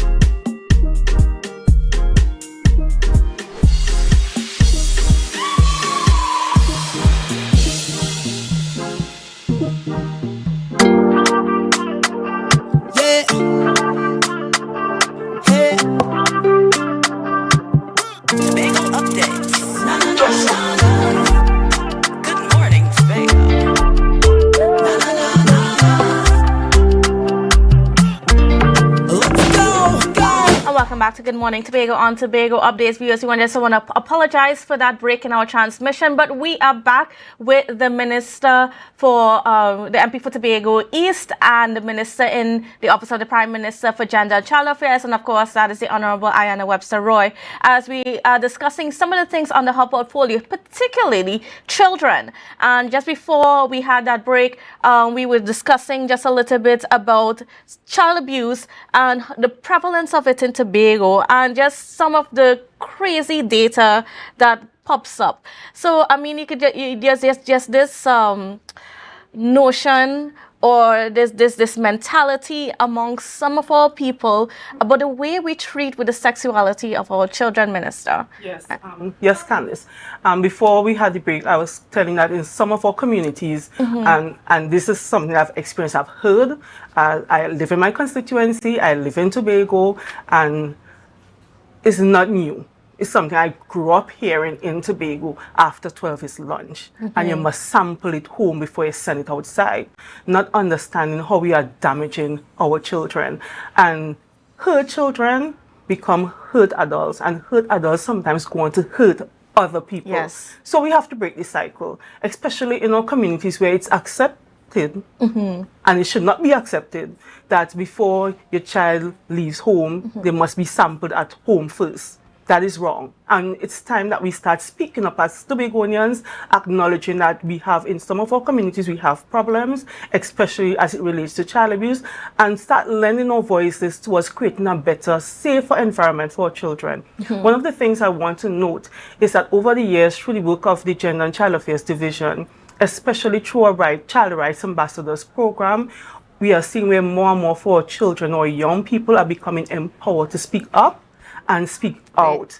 So children now are the ones who are making the call when their friends confide in them. Children now are the ones who, when there are issues in their community, they are highlighting those issues, and not only just highlighting the issues, but also coming to us with possible solutions, how we could create interventions to address the issues in the communities. And I want to take this moment to really commend the communities and the schools across Tobago who would have participated in the Child Rights Ambassadors program over the years, because we have been starting to see a change. And I often say, once you target your children and you start changing mindsets with your children, then you can start influencing the way your society will develop and the way your society thinks. So I want to commend all the schools, especially in Trinidad and Tobago, and in Tobago in particular, for embracing the opportunity to have children empowered. Another strategy that we have been using to address issues around gender-based violence, and this is a more holistic national overview and strategy. So National Strategic Action Plan to End Gender-Based Violence and Sexual Violence, 2023 to 2027. This represents the largest political and financial investment in this cause. And it is a combination of work that would have involved civil society, development partners, government, academia, everybody coming together to shape this national action plan. And what it does, it holds agencies, persons, institutions accountable, because under every different pillar, you know who is responsible for what are the targets, and how we should be implementing. I must say a lot of the work would have commenced even before we launched the NSAP. NSAP costs over 100 million TT dollars. Much of it and much of the work coming through the support of our development partners. So we would have had the support of the UN system in Trinidad and Tobago. On the Spotlight Initiative, we also had the support of the European Union. And with NSAP, what we are focusing is on prevention, protection of the survivors, prosecution, penalties, and provision for redress. Those are the key areas we are looking at. Strengthening the response that ensure that at 2027 mark, we could say that in Trinidad and Tobago, we would have seen a drastic reduction in instances of gender-based violence and sexual violence. So that's one of the strategies we are using as well. How does that also relate even to the UN Sustainable Development Goals, where as that Trinidad and Tobago is part of in terms of achieving certain things by the year 2030, because it's just interesting that you have this one project there to have some achievements by 2027, and yet we're also a part of the UN Sustainable Goals project. Now, just tell me about the relationship with those things and the support that we're getting from the United Nations for some of these work here in Trinidad and Tobago. So a lot of what we have been doing at Gender and Child Affairs would have been underpinned by our responsibilities and our key focal points under the SDGs. So we receive full support from a number of the UN agencies within the Trinidad and Tobago and within the Caribbean region. Spotlight, I would have mentioned before, Spotlight was one of the key activities coming out to help us towards attaining a greater level of gender equality and promoting gender equity in Trinidad and Tobago. So Spotlight initiative would have focused on a number of communities, Tobago being one. As I often say, as Minister, I ensure that Tobago is never left out. So Tobago was included as one of the focal point communities for the Spotlight initiative. And a number of activities would have taken place under Spotlight geared towards ensuring that we create a gender just society, but more importantly, ensuring that we reduce instances of violence, especially violence towards women and girls. And Spotlight focused on family violence. So that is where we'd have received support for even things like the National Child Policy. That is where I mentioned the NSAP. That is where we have received the support for the NSAP. And all of this under a broader context towards us ensuring that as we approach 2030, Trinidad and Tobago is at a place where we can say, if not we are there, we are almost there. Just recently, I went to the UN for the Commission on the Status of Women, and I felt really proud to report on the work that we have been doing in Trinidad and Tobago, especially as it pertains to the advancement of women and the protection of the rights of women and girls in Trinidad and Tobago. Not forgetting and not leaving out that men are important and crucial allies and partners as we move towards a more gender just society. And I remember I had the opportunity to speak at a round table, and I said, while I acknowledge there's still a lot of work to be done, I want to highlight the fact that in Trinidad and Tobago, we are seeing where women are playing a remarkable role in leading at many different institutions. And I felt proud to highlight the fact that the North Tobago House of Assembly, our presiding officer is a woman. As the Commissioner of Police is a woman. And I went on to list where women are playing a meaningful role in shaping national development. But at the end of it, I still said there is work still left to be done, because we are not at a stage where we can say that, yes, all is well. We can't say all is well because we still have women who are being victims of gender-based violence, domestic violence. We still have cases where women are just being found burnt by the side of the road in a car. So until we reach a stage where all our women are safe and secure, then I could go back to the UN and say, yes, we have women in leadership, but we also have a very safe society. So how far are we in, achieving those goals? How far are we in making sure we align with that 2030 vision? Well, we have a policy on gender development. While it's a green paper, government has accepted it for use within the public sector and within the government system. So gender policy guides us towards attaining our commitments under the Sustainable Development Goals. And it's not just with SDGs, even though gender might be linked to particular items, when you really examine the entire commitments, all the commitments under the SDG, you see gender running through it. Because if you look at climate change and the impact of climate change, women are most vulnerable. Yes. Especially women in rural communities where they may be depending on agriculture for their livelihood. If you look at water and water security and all of that, access to water, women again are also very vulnerable. Because, take for example, if you live in a community where you don't have potable water, access to potable water, then that would mean you having to get up, trek into a river or spring to get water to do your daily household duties, etc. How does that impact your ability then to pursue your educational aspirations? How does that affect your ability to pursue your career goals? How does that affect your ability to properly care and nurture for your children and your family? So throughout everything, you see the theme of gender and women as cross-cutting. And then what are some of the challenges too that we are facing just as a nation and especially even as a ministry in breaking down those barriers for us to be able to really have a society where gender abuse, child abuse and so on is eliminated? Candice, and it goes back again to mindset.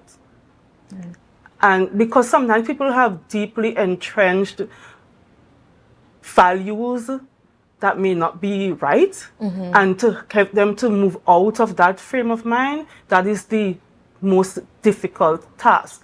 And for us at the Office of the Prime Minister, Gender and Child Affairs, public education and sensitization must be an ongoing effort. You have to keep bringing the issues in people's faces, bringing it in the ears. You have to keep highlighting it to create that awareness, but most importantly, to try to create that behavior change. And in that is under my portfolio, National AIDS Coordinating Committee, and one of the things that they are looking at is a strategy for communication strategy for behavior change. How do we communicate with the public to bring about the behavior change that we want to see? Even at Central Administrative Services Tobago, where I'm also the minister with responsibility for that office, we're looking at how do we communicate with the Tobago public to bring about some of the behavior change that we want to see in Tobago. So, for example, there are a number of opportunities available in Tobago for Tobagonians and nationally for Tobagonians, but I have found that we tend to be laid back. And we don't tend to be very forceful in seeking information and seeking self-empowerment. We tend to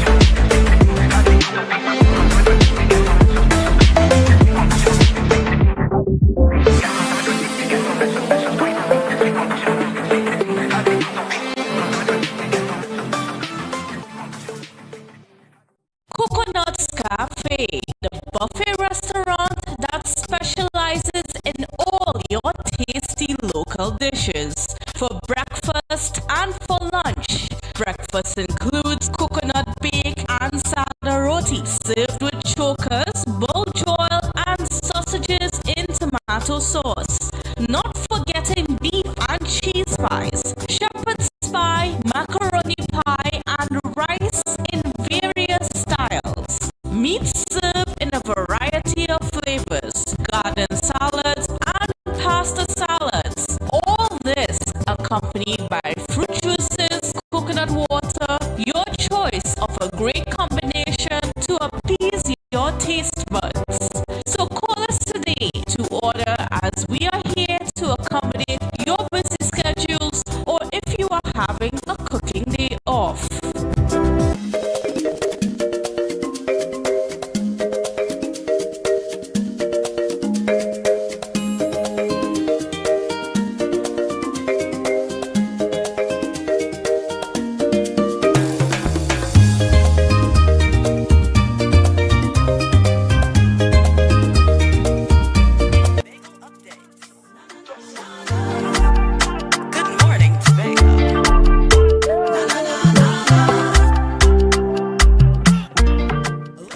Welcome back to Good Morning Tobago. On Tobago Updates, like viewers, again, we need to apologize for that break in transmission, but don't worry, we still have the MP for Tobago East and the Minister in the Office of the Prime Minister for Gender and Child Affairs, the Honorable Ayanna Webster-Roy. She continues to be here with us as we discuss quite a number of things.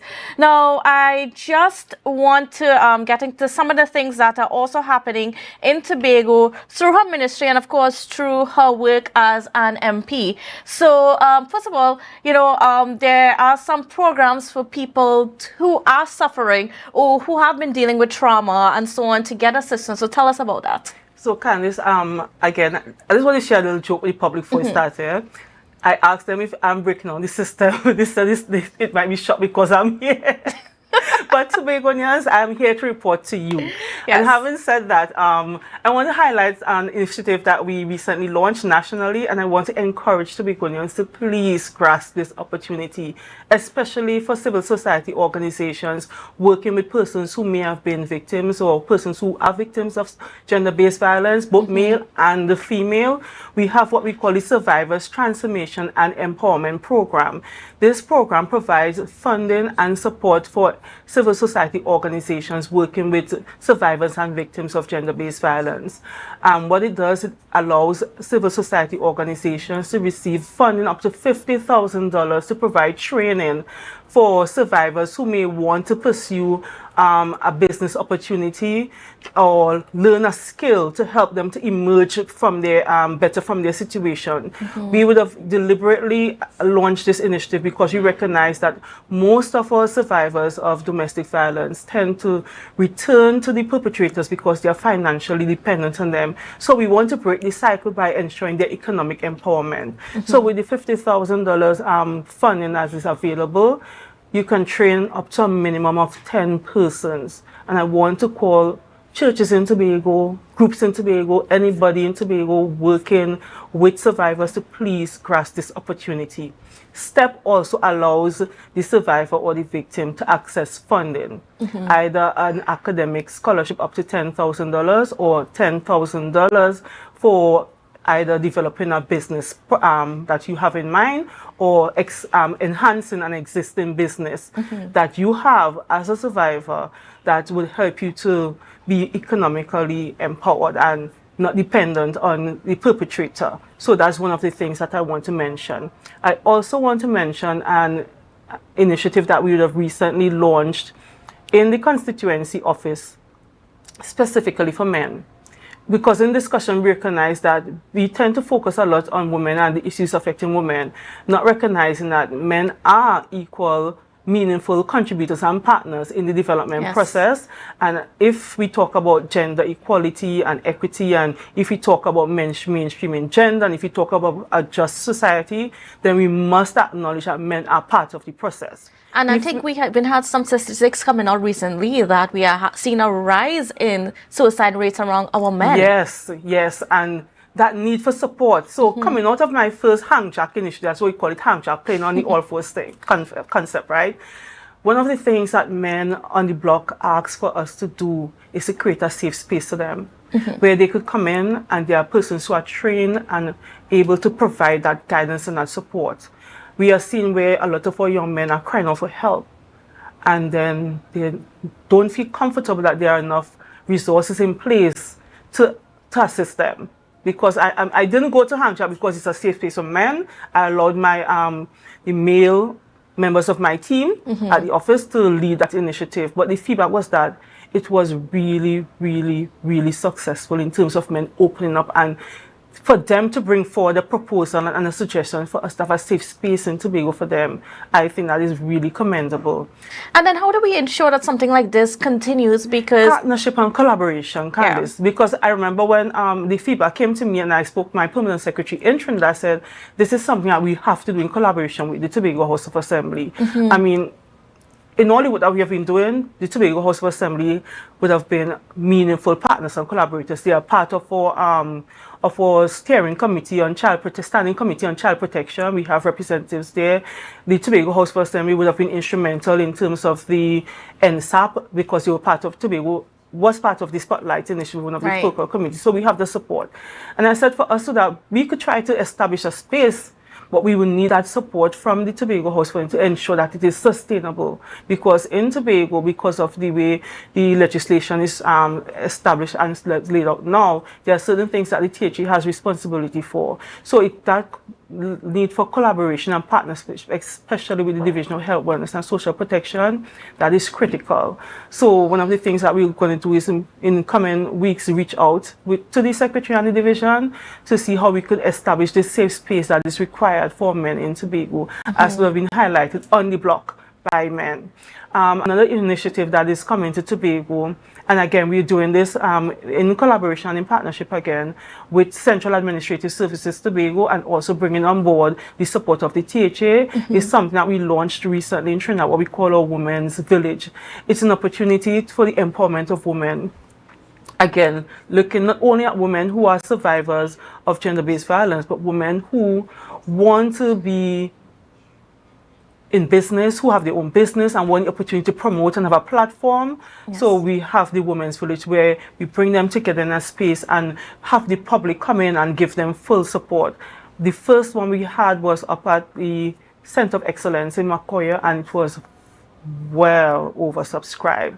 I mean, I felt proud walking through that space, seeing so many women-owned businesses there. I mean, I bought honey from a young girl, 14 years old, who took over this business from her father, and I felt really proud to see a 14-year-old girl carrying on a family business tradition. I mean, I saw persons who have been through trauma in their life, but now with their business, they are thriving and being able to not only support their family, but support other women by creating opportunities for employment. So on the 30th of April, we will be bringing this initiative to Tobago. So look out, Tobago, please come out and support the business people. As I said in Trinidad, buy them out, you know, give them that full support. And then even you have something else that you're launching at the end of the month as well?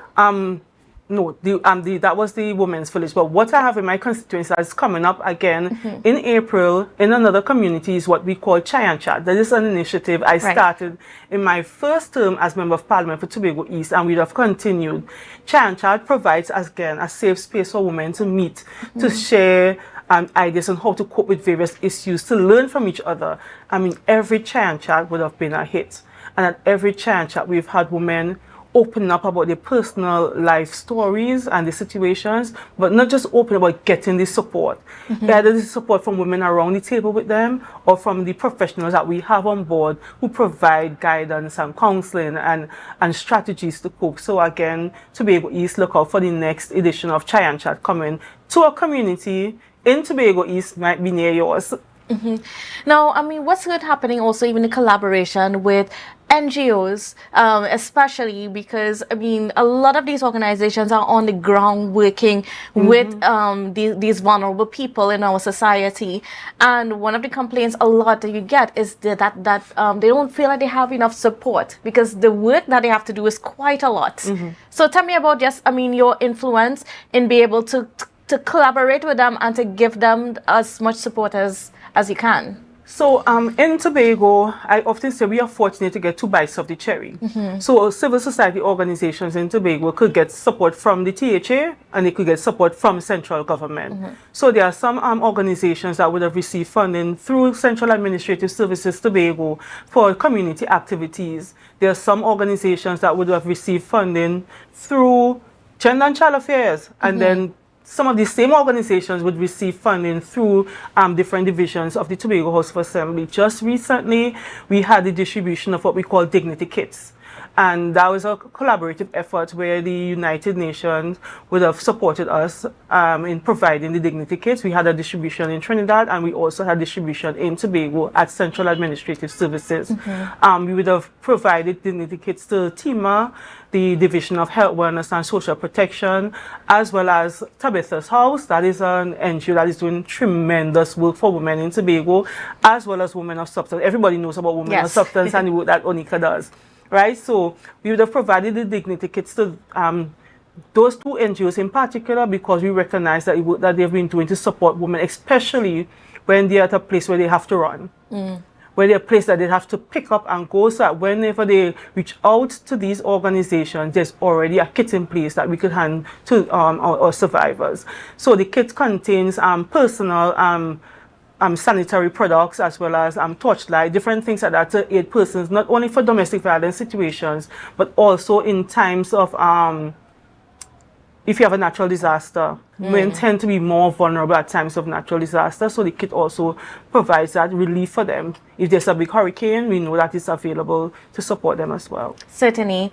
All right, well, we're getting ready to wrap up this morning, and of course, before we go, I just want to thank you for being on with us, but I have to ask you, are you going to be putting yourself up for re-election next year? Do you intend to go back for a third term in office? So the People's National Movement has a very clear process, and that process starts with nominations, and the party groups must nominate persons. So when that time comes and that bridge appears, I will cross it. All right, great. Well, then thank you so much, and continue doing the good work, especially the interventions that are necessary for children and gender here in our society, because we know there's a lot of work to be done. Yes, it is. So but thank you so much. I'm thankful for the opportunity to serve. All right, great. All right, well, viewers, we got to go for a break, but we'll be right back after this, so don't go anywhere. 60,000 people strong, and the vibes is never wrong. We are beauty, we are power, we are people in the... It's March Madness at Standard Distributors Limited. Get $100 back for every $1,000 you spend. Major appliance deals on Frigidaire, Hyacinth, Samsung, and more. Plus, same-day financing options available. Don't miss out. Sale ends March 31st. Standard, never beaten on quality and prices.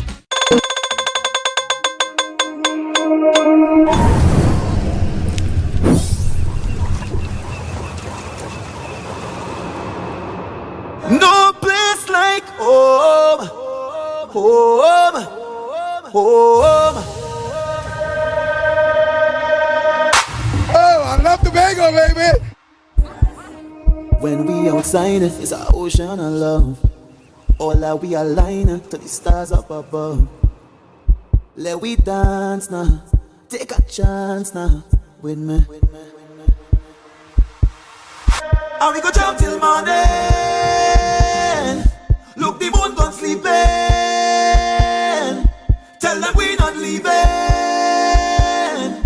till the last drop of a canal is madness in the capital. So I feel like I'm running tongue again. Jump and shake the ground again. We with all my friends and them. No place like home, home, home. We go jump till the moon come down.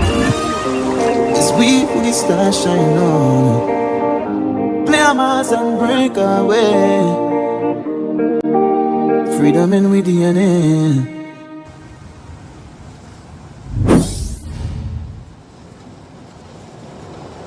Scrub Ties brings to you our organic fat dissolving shots. Yes, guys, our lemon butter shot breaks down stubborn fat, tightens any loose skin while increasing your metabolism. No side effects, no downtime. We also offer cavitation, cellulite treatment, butt, breast, hip dip fillers, weight loss, fertility IVs, and much more. Contact us on 495-6624 or follow us on Instagram at Scrub Ties Body Contouring.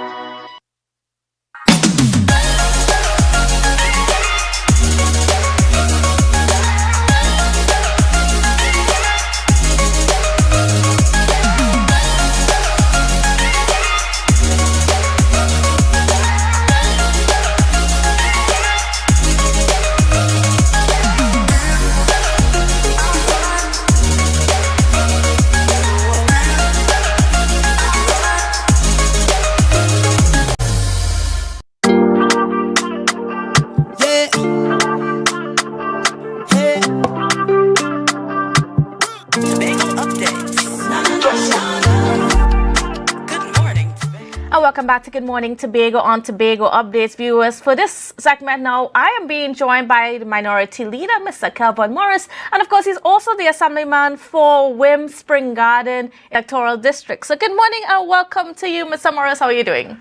Good morning, Candice, and how are you? I am good. All right. So, well, this morning we are discussing just some things because, there's been I guess a complaint, you could say, from some people in society that the minority seems to be against Tobago development. But you guys are saying you're not against Tobago development. And I just want you to explain what you mean when you say that you're not against it. Okay, so just before we begin, because I just want to do justice to the people of Darrell Spring, I'm actually the area representative for the electoral district of Darrell Spring WIM, and of course I represent them proudly. So of course, we as the minority, we don't see our responsibility as our responsibility to oppose. But of course, we operate on, we are prefaced on the premise and the principle that whatever we support must be 1, above board, 2, in the best interest of the people of Tobago, and 3, lawful, of course. And that is the barometer to which we operate. Nothing else. We are Tobagonians first. We have always said from the very beginning of my appointment and my tenureship as minority leader that we would support whatever is good for the people of Tobago and in the best interest of Tobago. And what areas there are issues, we will bring it to the public and we'll have the discussions. And therefore, the evidence is clear. We have always operated on that premise, and I can share with you a couple examples. For instance, the issue of contention of the day is that Friendship Connector Road. Yes. That has been one of those issues, and a lot of people believe that for some reason, because the road is receiving a number of challenges, those challenges are because of some of the minority, and the minority in extension, the PNM, don't want the road to be built. And that is far from the truth. I want to debunk that. In fact, if we are to utilize the 3 principles upon which the minority operate, you can see where our concerns lie. And first, is the project above board? That is the first question. And the information we have seems to suggest that it is not. In fact, we received, every member, and I want the people of Tobago to understand this, every member of the Tobago House of Assembly, including those in the executive, received a letter from one of the contractors who was involved in this procurement process. And the contractor indicated that while he was invited, he was not allowed the opportunity in keeping with FIDIC regulation to have the time frame to submit a bid, and therefore the process was flawed from the beginning. Another point to note is that even before this new process started, there was a process that happened in the stillness of the night, like the thief in the night, where 2 contracts were given to a company called Namalco. Nobody knew of that process. Even now, the current administration cannot explain to the people of Tobago when this process started, how they got to choosing that contractor in the first place. And those 2 roads were the road at Dutch Fort, which eventually California's took over. And of course, I brought to the people of Tobago that contract that was dealt with within about 5 days or so. And then, of course, this second road, which also happened to be given to Namalco in the first instance, and then this same company, California Stucco, received a favorable award. The second issue is whether the road is in the best interest of the people of Tobago. And this is where my real contention lies. And I want to share. Very quick. Yes, so I want to share. The road was already there. I want to share with the people of Tobago. So you know that there's an airport being built, right? Yes.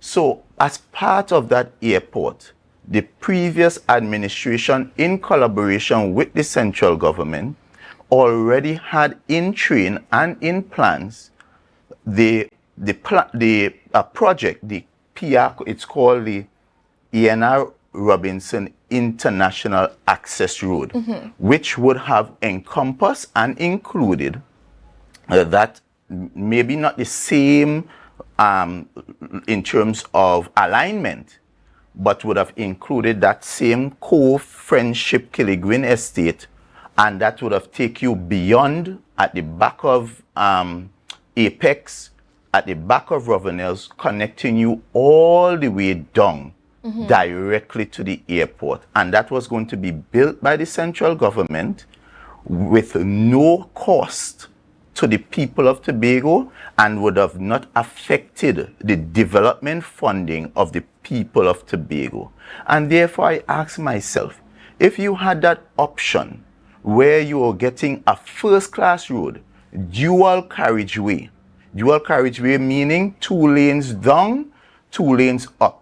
They were also going to upgrade the Tobago local road to facilitate additional traffic. So you was having a road on one side, upgrade Tobago local road, put in the necessary infrastructure, drainage and all of that, utility corridor to put all your lines underground, etc., etc. And that was going to be built in collaboration, the central government working with the THA, and they were going to build that together for the people of Tobago, as has been done with a number of projects. We had the 2 hospitals, Scarborough Hospital, Roxborough Hospital, all those police stations.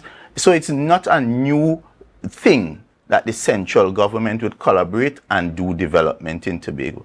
But yet, this administration chose to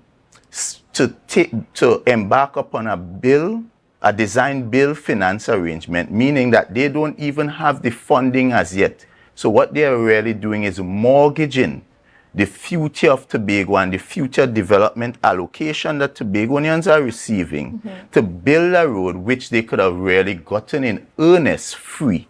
And that is what I mean by in the best interest. So it's not, so we will never, and I want this point to be forcefully made, we were never against the road, because how could we be against something that there were plans to be built? What we are saying is that there was a better arrangement, because this road is only going to take you, it's 2.5 kilometers. It's going to take you from the beginning of Cove to the end of the Killigrew Estate, right around where you have that intersection just before Apex.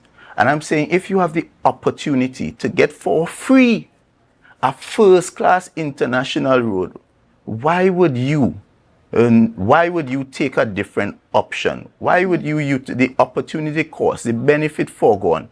This road started off at $65 million. And now, because of all the challenges that are happening, it's going to really cost the people of Tobago over $100 million. That is $100 million that could have gone to agriculture, tourism, to go into other areas of infrastructural need. And that is what we meant by in the best interest. And that's lawful now. The law as it stands, even with that road, we are seeing legal impediments after impediments. It started off with the need to have a certificate of environmental clearance, and that need started off from a public officer in the Tobago House of Assembly. Let me say that again. Public officer, not the PNM, not the minority, acting out of the Division of Agriculture, Forestry Division, making an official complaint to the EMA, and the EMA having a statutory obligation to respond. Responded, the court agreed, granted cease. It's granted an injunction. Injunction number 1. Injunction number 2 is that this road has to pass along a pathway. There's an occupier.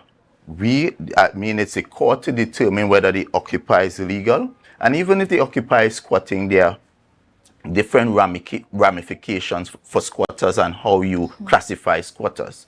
But at the same time, that person felt offended that the road was passing through what they believe is their property without proper engagement. They went to the court initially gave an injunction. That's injunction number 2. Injunction number 3 now we are hearing is that this road started without even engaging a bona fide owner of property. So what this administration has actually done is something that is very unlawful. Candice, if you or I just decide to build our property on somebody else's land, that is called trespassing, and you would be locked up. All right. So, I just want to break this down a little bit. First of all, in terms of the road that was supposed to be built by the central government. Now, one of the complaints that has been coming from the THA is that there has not been a meeting with the persons responsible for that airport build and the THA in regards to exactly what are the plans, because there is some ambiguity in regards to that whole project that's been going on. So what has been your intervention there? Because we've heard we've heard that repeated, that there has not been a meeting, that this is happening. And there hasn't been a meeting with the current administration to make sure that there is that collaboration. Candice, and let me take you back, because see, sometimes we can allow disingenuous kind of conversations to take over the space.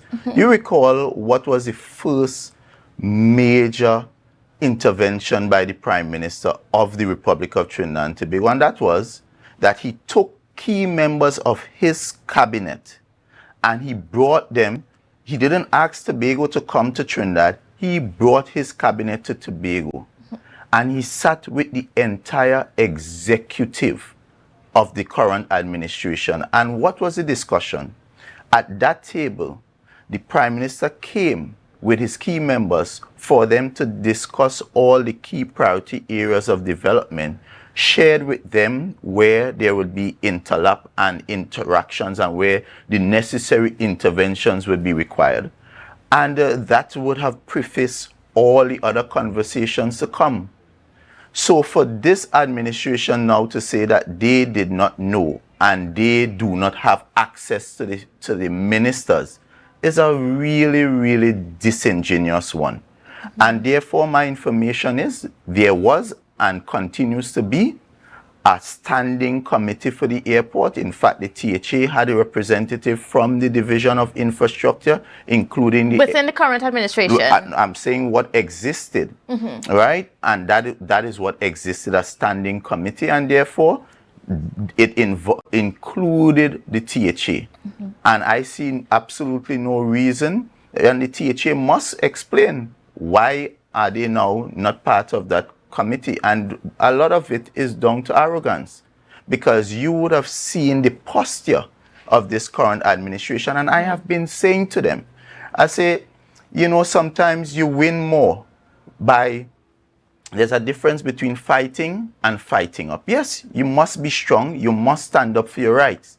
But at the same time, there are more benefits to the people of Tobago by collaborating, because when you collaborate, what you do is that sometimes you end up getting 2 bites at the cherry, because you get the central government to collaborate with you on projects. Look, for instance, there was a project, the Marina project, which was to happen at Cove. This administration decided we don't want it at Cove. We're going to do it ourselves up at Kings Bay. They put out an RFP since 2022. What is the status of that RFP? Is the minority now to be blamed that this administration decided that we are going to stop a process that was advanced and getting closer to getting someone on board to build out a much needed marina in the Tobago space? What about all the developments? What about the indoor facility at Backlet? Is the minority to be blamed for that? What about the Turpin Bend Road that was to be done up at Charlottesville? What about the Goodwood Pavilion? What about the community center at Charlottesville? All these are projects that are currently derailed and stalled by this current administration. But you know what? When this current administration faces challenges, it's easy to tell the people of Tobago, blame the PNM, blame the minority, and blame the central government. When if we are to be honest, a lot of the issues and the challenges we are facing is because this administration just does not want to go through proper procurement processes. So the process, they do not want to treat and meet with statutory obligations, and they, in some instances, are lawbreakers. No, when you even look at some of the injunctions that were filed against that Friendship Connector Road, there was an injunction filed, they went through the process, and then it was lifted. Injunction filed, they did the evaluation, it was lifted. If this keeps happening, I mean, if none of it seems to be sticking. So is it that the THA is really going about it in a bad way, especially for a road that already existed, especially when, the THA does have some authority over that and so on. The estate belongs to the state.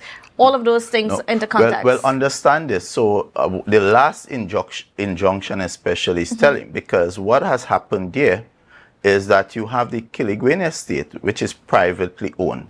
This road, and it begs so much question. How do you start a road without doing, in my mind, well, first thing you will have to do is a feasibility, because I can tell you the international access road that I speak about, that the central government was going to be, was building at no cost to the THA, there was a feasibility. They had identified the residents that were in the pathway who would be affected, who they would have to meet and treat with, and all that would have been sorted before they actually start construction. How do you just start construction, understanding that you have to cross a pathway that you do not own? You don't properly meet and engage and have a final determination, because once you acquire land, there are two processes. I can come to you directly, we talk, and I purchase from you, and you take your money and you go your way. Or we can go through compulsory acquisition, which is a longer process, and of course we still have to pay. But none of that was done. You just start bulldozing people and like if it, and I personally am concerned that if we have sane people in governance in Tobago, because how do you just start to treat with a project, you don't get the statutory matters out of the way, and then now only to realize that you have to now, so you put the horse before the cart, and you now have to turn around, and you're incurring, the other aspect of this is that you're incurring unnecessary expense, because every time you go to the court, that is a legal cost that has to be paid and borne on the people of Tobago. That is money that could have been used for something else. Every day that this project is stalled, you have to also pay to the contractor for his down days, because remember, he has workers that are now idle. Those idle days, we the people of Tobago are paying for. And that is no fault of the minority. That is poor planning. And just to be clear, that the minority is not behind these people to file the injunctions. For instance, do you think, and I want the people of Tobago to be, do you think Anand Ram Logan will take up any matter that he believes will be beneficial to a minority that is representative of the PNM? These are private people who are affected. And the one piece of good thing that the public has against a government is the law. The law is what protects the people from the government, and even some instances the government from its people. And therefore the people utilize that one thing that they can be sure about, that would be at least in some instance fair, and that is the court. And the court has adjudicated, and thus far, in most instances, the court found favor in what the arguments were, and that is why injunctions were given. Injunctions aren't permanent things, so I wanted people of Tobago to understand that. But the fact that the court granted an injunction meant that whatever you were arguing has some validity, and that is what should concern us. The other thing that should concern us, and Candice, I'm going to say this, is that the manner in which the contract, these roads, because remember, it's not just one road, it is 4 roads. And these 4 roads were first touted as emergency roads for Carnival. Then we were told that it is emergency roads for traffic alleviation. I don't know traffic alleviation could ever be an emergency. Of course, it is an issue that has to be treated with, but treated with in a particular way. And therefore, I am telling Tobagonians, and as I said from day one, I was very concerned with the process. And we are now getting the pieces of information bit by bit. We are putting together, it's a puzzle. We are putting together the pieces. It is almost complete. And as soon as we have, and I'm saying it to you Tobagonians, as soon as we have the full picture, we will be bringing this picture to you, placing it in the public domain and placing it also with the legal authorities of Trinidad and Tobago, because those 4 projects, I'm putting it to you, is not, there's more in the mortar than in the pestle. And we are certainly looking forward for that. But unfortunately, we are out of time for this morning. But I want to thank you so much, Mr. Morris, for being on with us and for sharing with us those details. And we're looking forward for more as the information comes to light. Certainly. All right. Well, viewers, thank you so much for viewing. I hope you have a safe and wonderful weekend in whatever you do. And we will see you again on Monday. So bye for now.